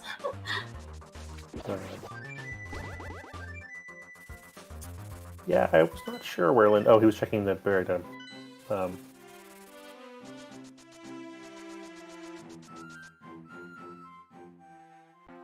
Alright, yeah, so I think in this case, given that Lin was still chasing the Smith chain, I think just gave us 2 maps, is that right? Yeah. Certainly not probably the thing that you wanted to see. And now he's got dungeons he could do again, so he's going to go do that before chasing the mitts and flute to Meyer. Yeah, given that he just pulled it down, just like Andy, he just pretty much beelined it right here to Swamp. Meanwhile, that Colster fight, while it wasn't probably as catchy to the eye as Lin's, the fact that Andy's only lasted like 2 seconds with that butter sword means that he can pick up his next pistol. Yeah. I'm not sure what Andy has left to do in Andy's mind. At this point. So he does skip out on the rest of the desert. That's an option to him with 2 items. He can always go back to Meyer, the dungeon itself, and pick up his mitts. Yes, that's the thing that sort of easy in our minds for him to do is to go dip Meyer. I think he's pretty close to out of mirror spots and pretty close to out of boot spots. So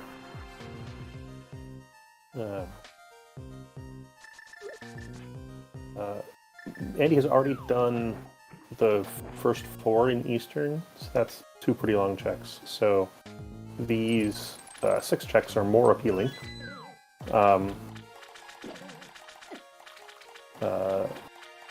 See how Meyer 2 goes. Nice. Well done.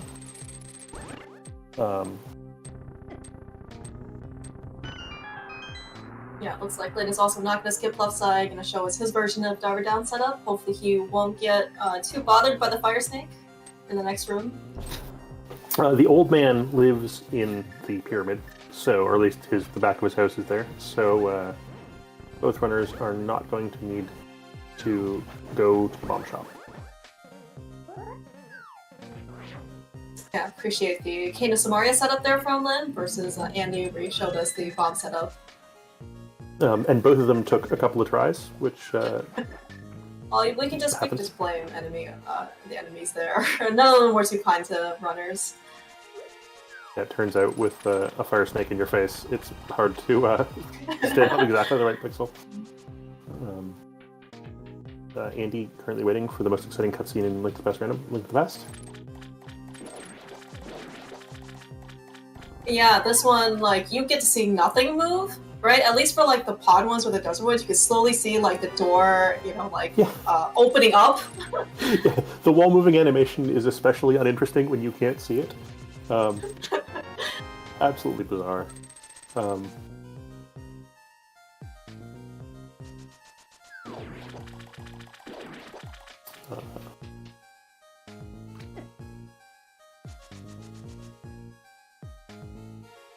I'm sure Andy would have liked to be able to, go mode some of these dungeons that he's been clearing, but, given that he's looking for the big key, it's not really going to be too much of an option. Sweet rail clip here to save running all the way back around. It's a really, really nice time save. You know what else is a nice time save? Boots. Both these runners, yeah, I'm sure I'm very happy to have them. No, yes. Lin did all this with good old-fashioned walking. Oh, yeah, you're right. I had forgotten about that. So,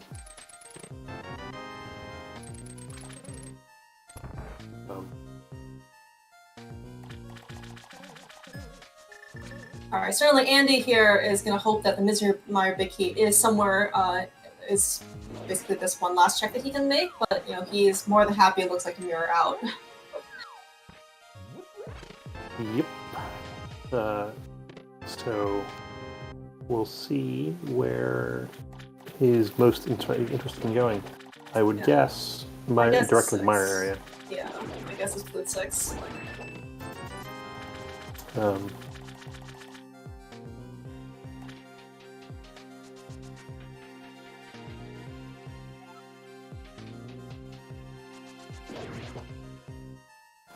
Which is unfortunate for Lin, because he's now sort of counterfeited the one advantage that Lin had. Lin has done a bunch of myths checks, but not this one. Yeah. Well, you know, not having Flute until, you know, pretty late, unfortunately.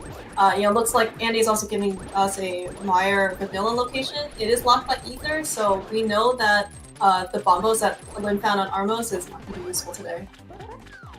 Yeah.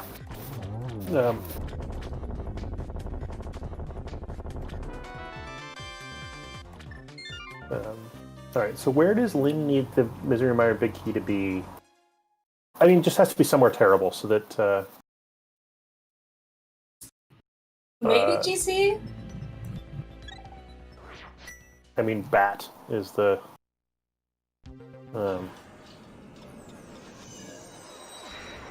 yeah, basically like that entire chain. Yeah. But basically it has to be somewhere that's worse than all the places that Lin's already done, so that Andy goes and does as many of those as possible for Lin. Well, so far, you know, we haven't seen the Mire area pay off for Andy quite yet. So I think this is a check Andy has not done. Don't remember, but anyway, it's a shop, so... I think he ended up coming here without the myths because after he got the boots, he did Bonk Rocks and then came over here in the Dark Worlds. Okay. So now Lin is going to do a bunch of boots checks that aren't the answer.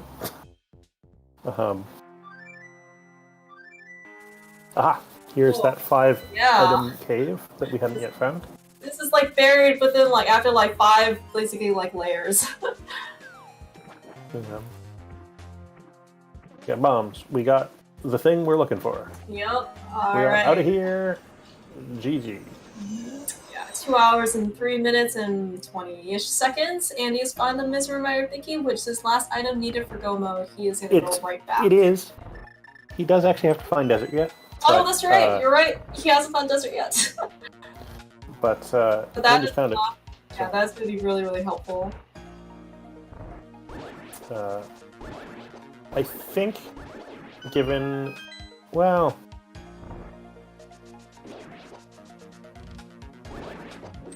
Yeah. He's an item go for sure. It seems likely to me that that Andy will find the back of desert before Lin finds the Misery Mire Big Key, but it's possible. Yeah, I must have missed this on Lin's side. When did he end up finding desert back? I don't know. I think I just whispered too quietly in an attempt to be clever. It's right here. Ice Palace main. Oh, that is a good. Hopefully Andy doesn't forget about that location. He's in it. Oh, he is. Oh man, I'm too busy watching Lin to busy take down Lambo. No, this right. is super over. Sorry, I'm being a bad sportscaster. Maybe no. It's... I mean, the fact that Andy has found his go mode key, that's Misery Mire, and he's found now basically all his dungeons, including Desert and Mire. He just needs to finish Desert, and then go straight back to Mire, beat Viddy, and then go to Ganon.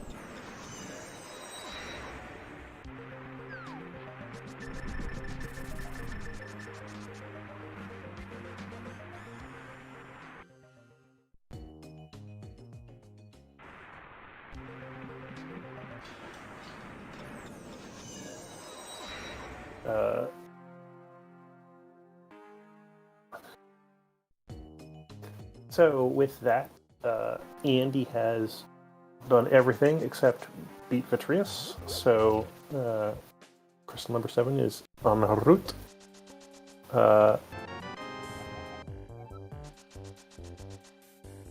to Misery Mire.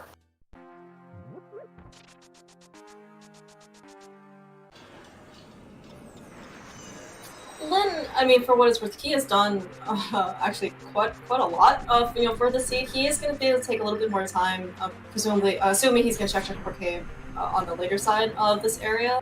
But Lin also has like another pendant dungeon on Andy. Right, he ended up finishing Eastern. And Mire, oh god, Swamp. and Skull, you mean? Yeah, he's got all the pendants. Yeah. So. Well, he has a full pet, but he has the capability of finishing this technically pedestal required seed. Fortunately, only technical.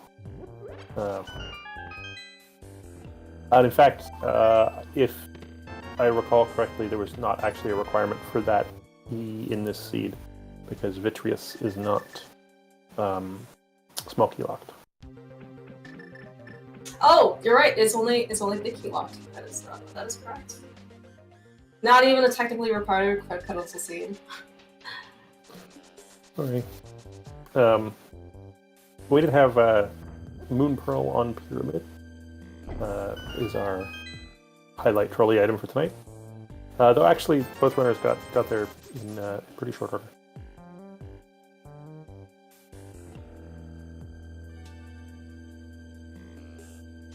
Andy certainly gave us, some really nice highlights. He ended up swimming all the way in Spectacle Rock up the stairs in order to get powder.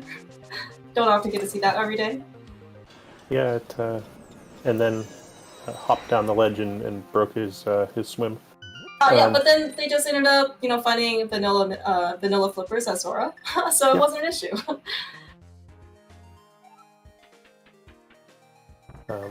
And Lynn's semi-random, Mire checking order happens to be the worst possible one, which sucks to be Lynn.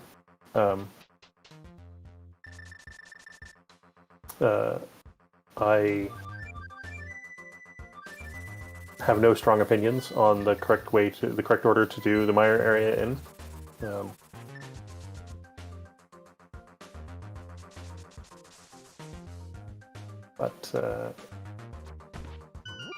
Yeah, it looks like after picking up his Mire big key, Lynn is just gonna post straight back to Mire location itself. Meanwhile, as Andy is just wrapping up his 7th boss, he is ready to go fight with Ganon. Who is easily available. No Agahnim requirement in this seat, so. Good job, Andy. Yes. Andy potentially forgot momentarily where Ganon was.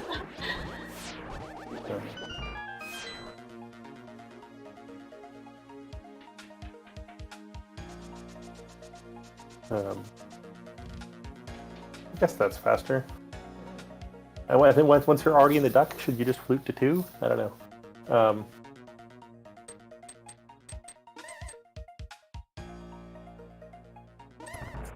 At least whatever that thought process was, it's not going to. It most likely won't cost him the win. You see some really nice dash strats here by Andy with with Butter Sword.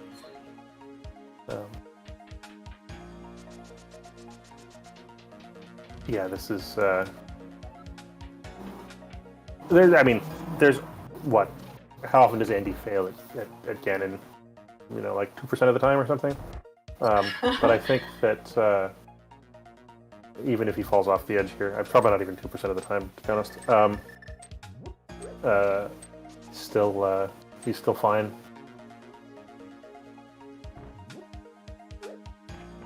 Yeah, and certainly keep in mind that these warp patterns, although they can be, quite lengthy, they're going to be seeded and the same for both runners. So whatever Andy experiences here, Lynn's going to have the same. Yeah. Of course, if Andy falls off somehow, then it wouldn't. But instead, he sets up a beautiful triple, I think. Yep. Yeah. Nicely done on the torch there. Doesn't even need torch glitch. But yeah, with that, he just needs to cross this, wait for this fanfare, cross this 3x1 bridge, and then claim victory over Linlinlin. Andy is like really just antsing for it. GG, get your GGs out in chat for Andy. He had he was queuing up his .done and his enter key there as aggressive as he could. It looks like an official time finish of 2 hours, 10 minutes, and 53 seconds.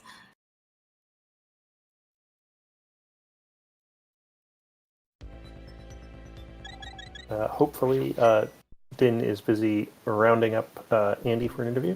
While that's happening, I would like to thank Din for restreaming and our trackers, Blighty and I feel bad, Arborelia, who, when we had last minute tracker shortage, is tracking her first race of this entire tournament. So thanks for the last minute showing up. Lin, yeah, I was gonna say Lin remembering to go to basically take his opening move, quite nicely, going full circle, doing the opening move at the beginning and the end of this race. He needs to take down Ganon.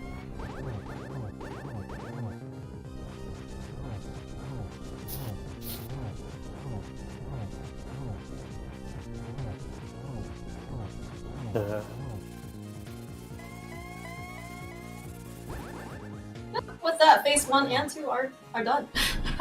Yeah, they don't take very long with all this stuff. It looks like Lin was about a minute and a Ganon fight behind Andy. So yeah, this was a really close race. Through and through, right? Just looked like there was actually quite a bit of mid-game divergence. And at the end, just kind of came down to basically who ended up finding Meyer Big King Desert back first. Yeah. And Andy basically got to the point of looking for those things before Lin did, and so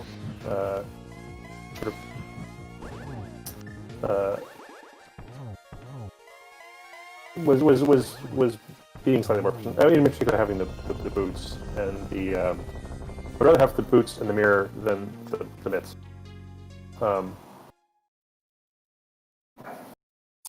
Get your GGs out in chat for Lin. He also just needs to cross this bridge, and then he will claim second place in this race. And we're not joking about that. Apparently, someone actually fell off earlier in the tournament. It is possible. Yes. Finishing with an official time of 2 hours, 13 minutes, and 18 seconds. Given the fact that Lin ended up pretty much doing like 2 extra pendant dungeons, this is a really, really good time. Yeah, 2 extra pendant dungeons, a bunch of extra walking. Later mirror. Welcome, Andy. GG's. GG's, Andy. GG. I cannot believe I forgot to mark another big key today. What the actual hell?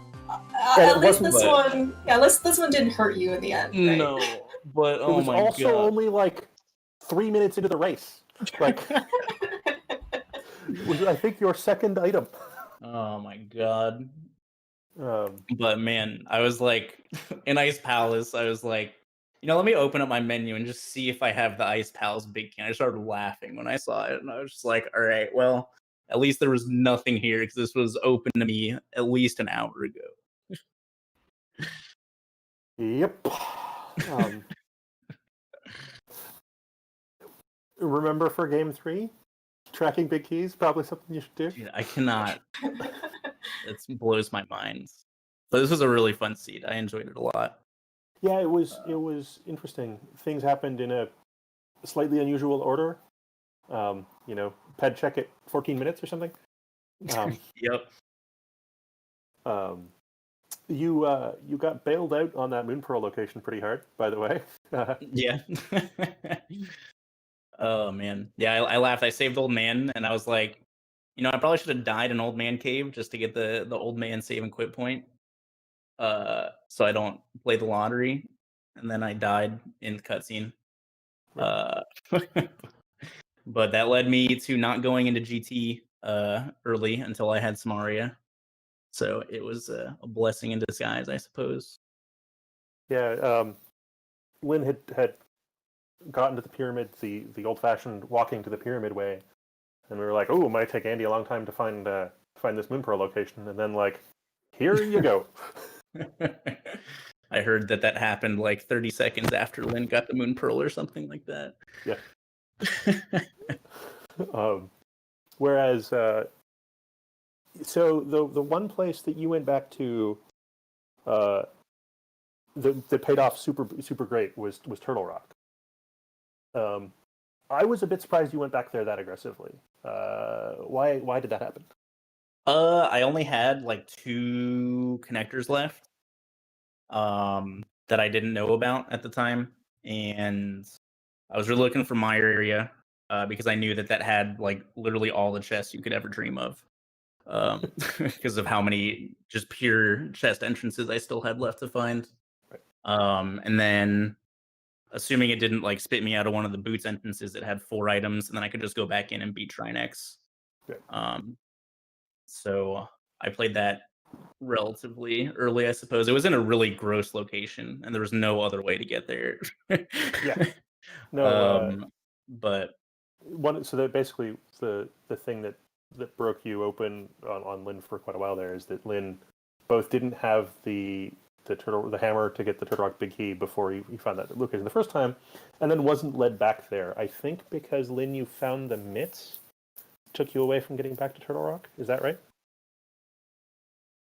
Lynn is here, right? I'm not crazy.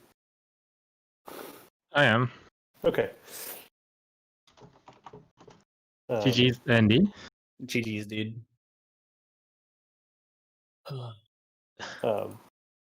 So I was just asking, or trying to ask Andy. He very aggressively went back to Turtle Rock, which happened to dig up the mirror, which was great. You were much later getting back there. Do you remember what? I didn't, because after I got the big key, I immediately went to Turtle Rock. Yeah, it was just much. But it was blocked by the hammer. To go. Yeah, that's fair. Yeah, okay. Yes, you were held back by the lack of hammer into Hype Cave, I guess. It was unfortunate for you. Because I think that Andy had the mirror for, I don't know, 10 minutes, 15 minutes before Lynn got it. Something like that. Which turns out to make a fairly large difference. Clearmouse, do you have any insightful questions for our runners? I think we actually did have one pretty early on. So both of you ended up doing the same thing, which when you guys were in Hyrule Castle, you had the option of going to Dark Cross with the lamp, and also going to the rest of the Hyrule Castle, like down to Zelda Cell. And you both choose to do Dark Cross first. Any particular reason or preference for that? I knew I wasn't getting a hard refill. Yeah, I guess that's one thing, but either way, it was pretty much the same. Either way, you're just gonna go in and chip your health away slowly, no matter which way you went, and then do both of them in whatever order. Yeah, it's much of a muchness. It's just kind of funny that you guys. I think that the sort of most players do the basement first, and you guys both opt into the Dark Cross. I mean, I knew I wasn't getting a hard refill, so it was because it's harder to death warp out of Dark Cross than Zelda Cell. So right, that's fair. You knew your heart piece count. That is cleverer than I am.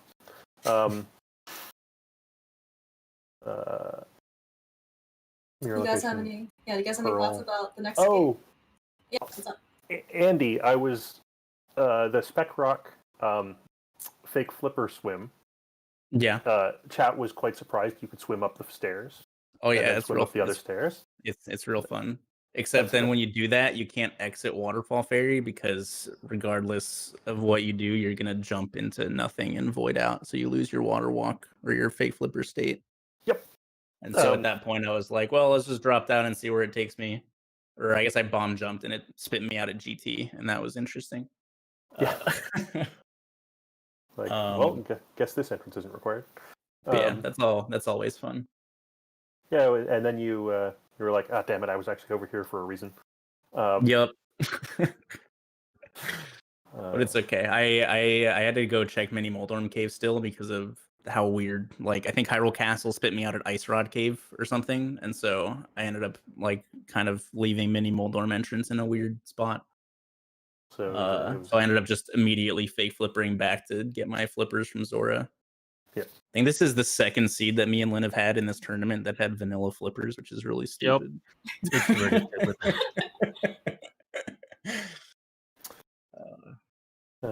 And it wasn't. At least one of you were burnt by that the first time, so glad to see that at least that wasn't the choke point today.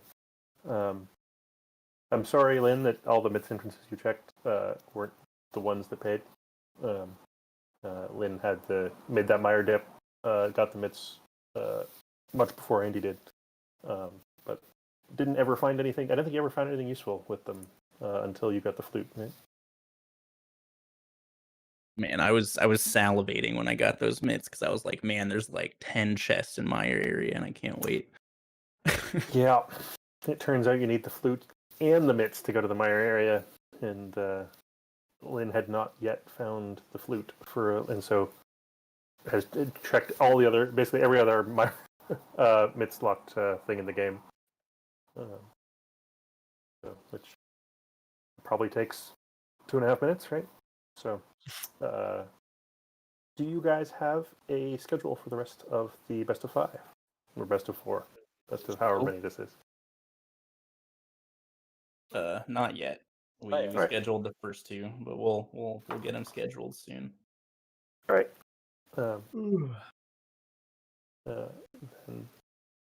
I'm out of insightful things to say, so unless you guys have more complaints and/or